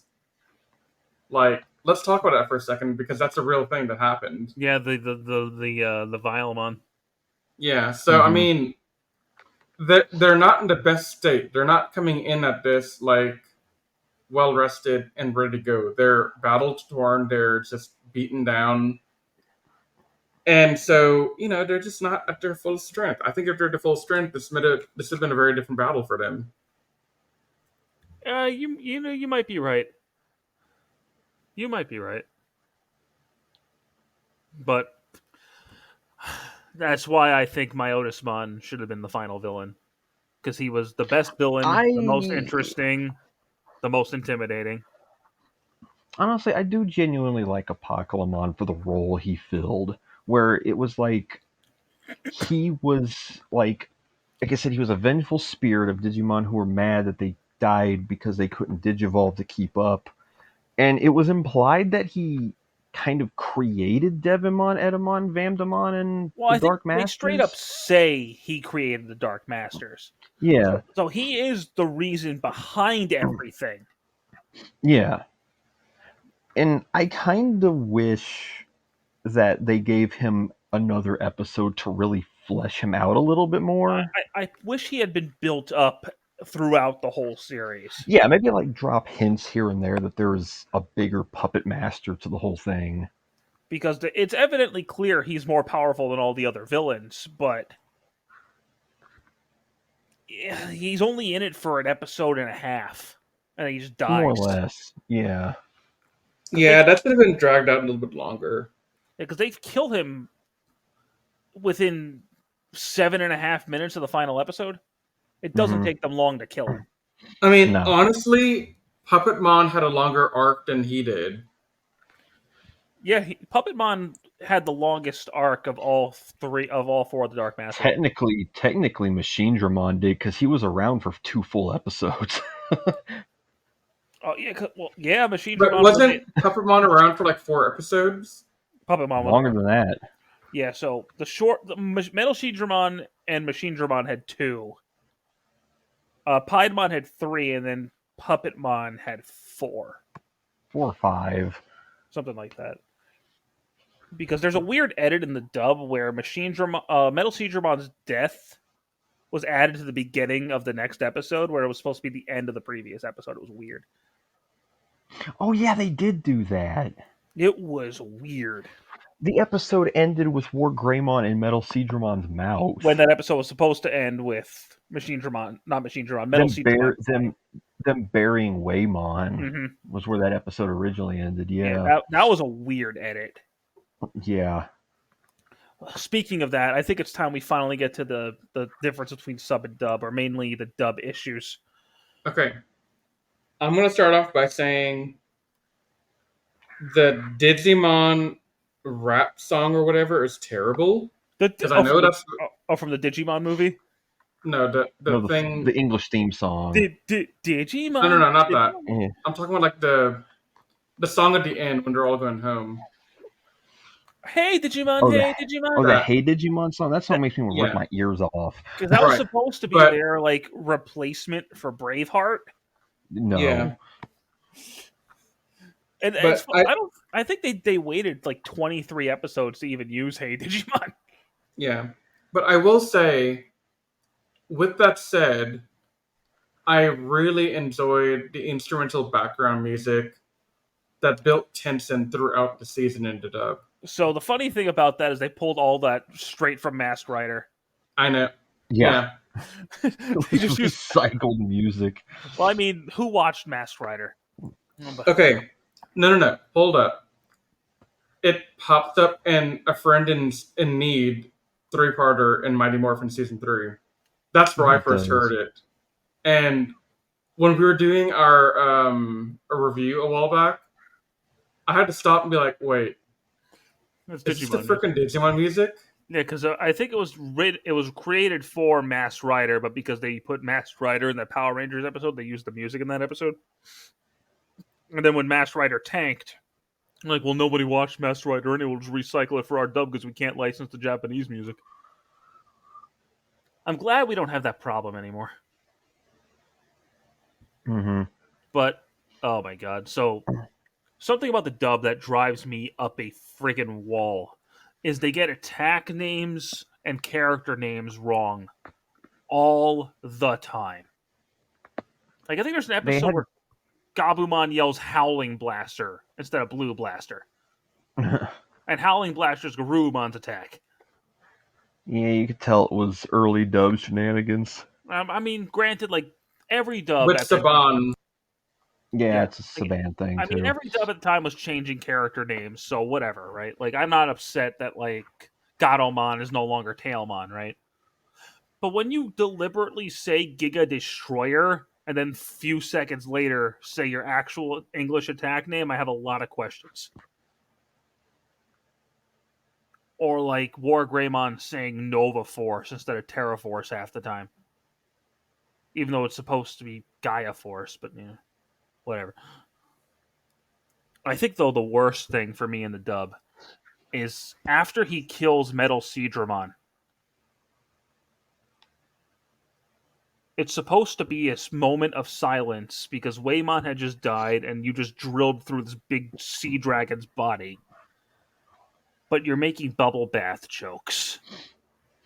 That is a problem that the Saban dubs and even into the Cross Wars dub, they didn't. They refused to have moments of silence. When it's it's appropriate. Like somebody just Everything had to have music. Every scene had to have someone talking. Because I don't know if you've seen enough of Fusion, but I've only ever watched Cross Wars. I've never seen Fusion. okay, so you know when Shoutmon goes Cross Seven for the first time, he blows up Gravimon's army, and they had that shot of him of Cross Seven just standing there like victoriously with Yep, that's right at the "We end are of the Cross." episode. Right at the end of the episode, yeah. Yeah, Shoutmon was kissing his own butt verbally during that segment. Are you? Yeah, it cut to that zoom out of Cross Seven standing there, and Shoutmon was basically stroking himself, Wow. and it was painful to watch. Because it's supposed to be just like, all right, you're going. He's just standing there like you're Yeah, going down. He was just ready, but no, yeah. he It's says like so. this, the Saban dubs, and this is why I always say that Frontier probably has the best dub because, Well, of the Saban stuff nowadays, as much as you may not like 2020, the dub is actually really solid. well, yeah, because it's done by a group that actually cares. Yeah, yeah. But it's just stuff like that makes at least in my opinion, makes the dub really hard to watch. And like the Yeah, I mean, so I just finished watching the dub in the last week, and my biggest complaint is honestly just some of the really bad puns. the Saban puns just Like that's my only true concern and complaint is these jokes, these dialogue things and choices they make were terrible. oh, this is just a hmm me thing. But in the dub, does Metal Greymon just not seem to care about Tai? he's also German. Yeah. Yeah, in the when Tai's getting sucked into the wormhole in the Japanese version after they defeated him on, he actually is like hmm Tai Chi and then saves him. In the hmm dub, he's just like, oh, just hmm doesn't say anything. Just I hate Metal Greymon's dub voice. it's so like why doesn't he just have the same voice as regular Greymon? Why did they give him a German accent? It's like Doc Ock in the '90s show. And then he doesn't Exactly. have and he loses the German accent when he goes to War Greymon. He sounds more like regular Greymon when he's War Greymon. It's Yeah, it's one of those instances where I prefer how Japan does it, where every level has the same voice actor just delivering the lines differently. which is fine. Like Yeah. something I like about 2020, admittedly, is it's the same voice, both in the English and the Japanese, same voice actor, but they have voice filters for each form to make them sound. Oh, did they do that for the? Did they do that for the 2020 dub? Mm-hmm. Oh, good. Yeah, because Greymon sounds older, Metal Greymon sounds robotic, and War Greymon sounds like a warrior. Like they have different voice Good. filters, and Omegamon just sounds like a freaking holy night. Hmm. Because he actually 'Cause I talks in would've- 2020. Yeah, I would have loved to have heard what the original Agumon dub voice actor sounded like as War Greymon. Because Agumon! And then, oh god, speaking of that, I hate Hercules Kabuterimon in the tri-dub. Just made me think about that. I've never seen the dub. Don't. Just don't. No, my plan for this review series. So I watched season 1 in the dub form because of nostalgia. I'm I gonna think- watch season 2 in the dub for nostalgia, but then after that, I'm going complete sub for everything else. I think Cross Wars Onward is all on Crunchyroll. it is. I don't Yeah. know. I don't know where you could find savers, but Don't worry about it. Riz Oh. has it. okay, cool. I gotta rewatch Tamers Onward because after that I don't remember anything. Well, because you didn't see Savers, so how can you remember what you didn't see? Yeah, but I'll get to it.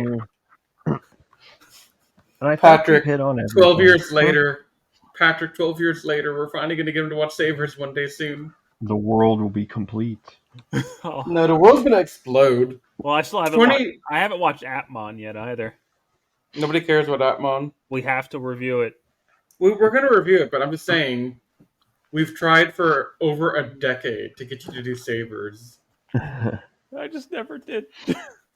I've seen the first 3 episodes so far. And then he quit. Yeah, because I was like, I hate this.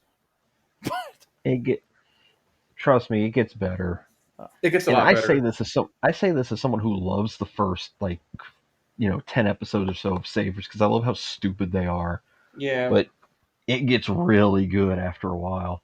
But back to what we're actually talking about.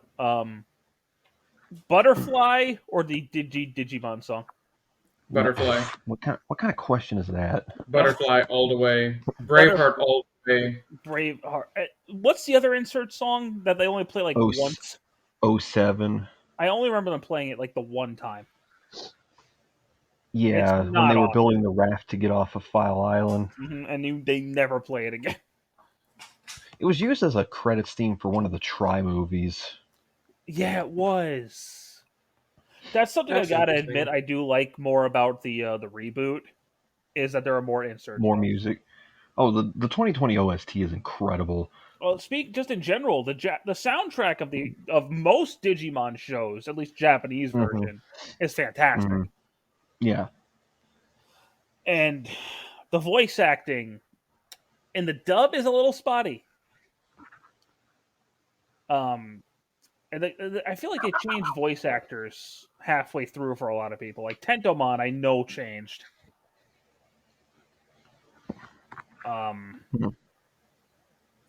Angemon sounds completely different the second time he shows up compared to the first time he shows up. In the original dub, Yeah. I have to go watch it again and see. now. Greymon's voice changed significantly after Yeah. his first appearance. I don't know what was going on with Saban, but Who knows? and I just I think we've pretty much covered all the bases. as Yeah. much nostalgia as I have for the original dub of Digimon Adventure, I gotta say the sub is superior. Mhm. Yeah. And I think that's all I can say about Digimon Yeah. Adventure. Now, for this If- Digimon review series, are we giving scores to each season? I mean, we can. I'm just asking. I don't mind. I'm going to give this an 8 out of 10. That sounds low. Yeah, And- that sounds and- pretty low. And here's why. It's not that I think it's a bad show. And if I just want to take my objective brain out, it'd be a 9 or a 10. But just if I'm being objective overall quality, because the animation isn't really that great. The dub voice acting is nothing to write home about. I gotta go. I mean, with I don't think my objective. I don't think brain. the animation is bad enough to warrant it No. being I also want to correct Frankie. It's not the dub voice acting; it's the dub writing. The voice actors did Yes. nothing wrong. Where Yeah, the have writing. you been? I said Nerby. Yeah, He's been sitting here yeah, I listening think, to us talk, I think. Like like, an ASMR. I genuinely think the dub voice cast did a good job with it. It's just that the stuff they were given was not good. Oh, absolutely It 100%. was not good at all. But For sure. but no, I think Frankie, your score is a little lower than what I would have given. Well, I'm Um, going with my heart, and I'm giving it an 8. Okay, go with your heart. Patrick, Dan, do Go you with your want to go brave next? heart.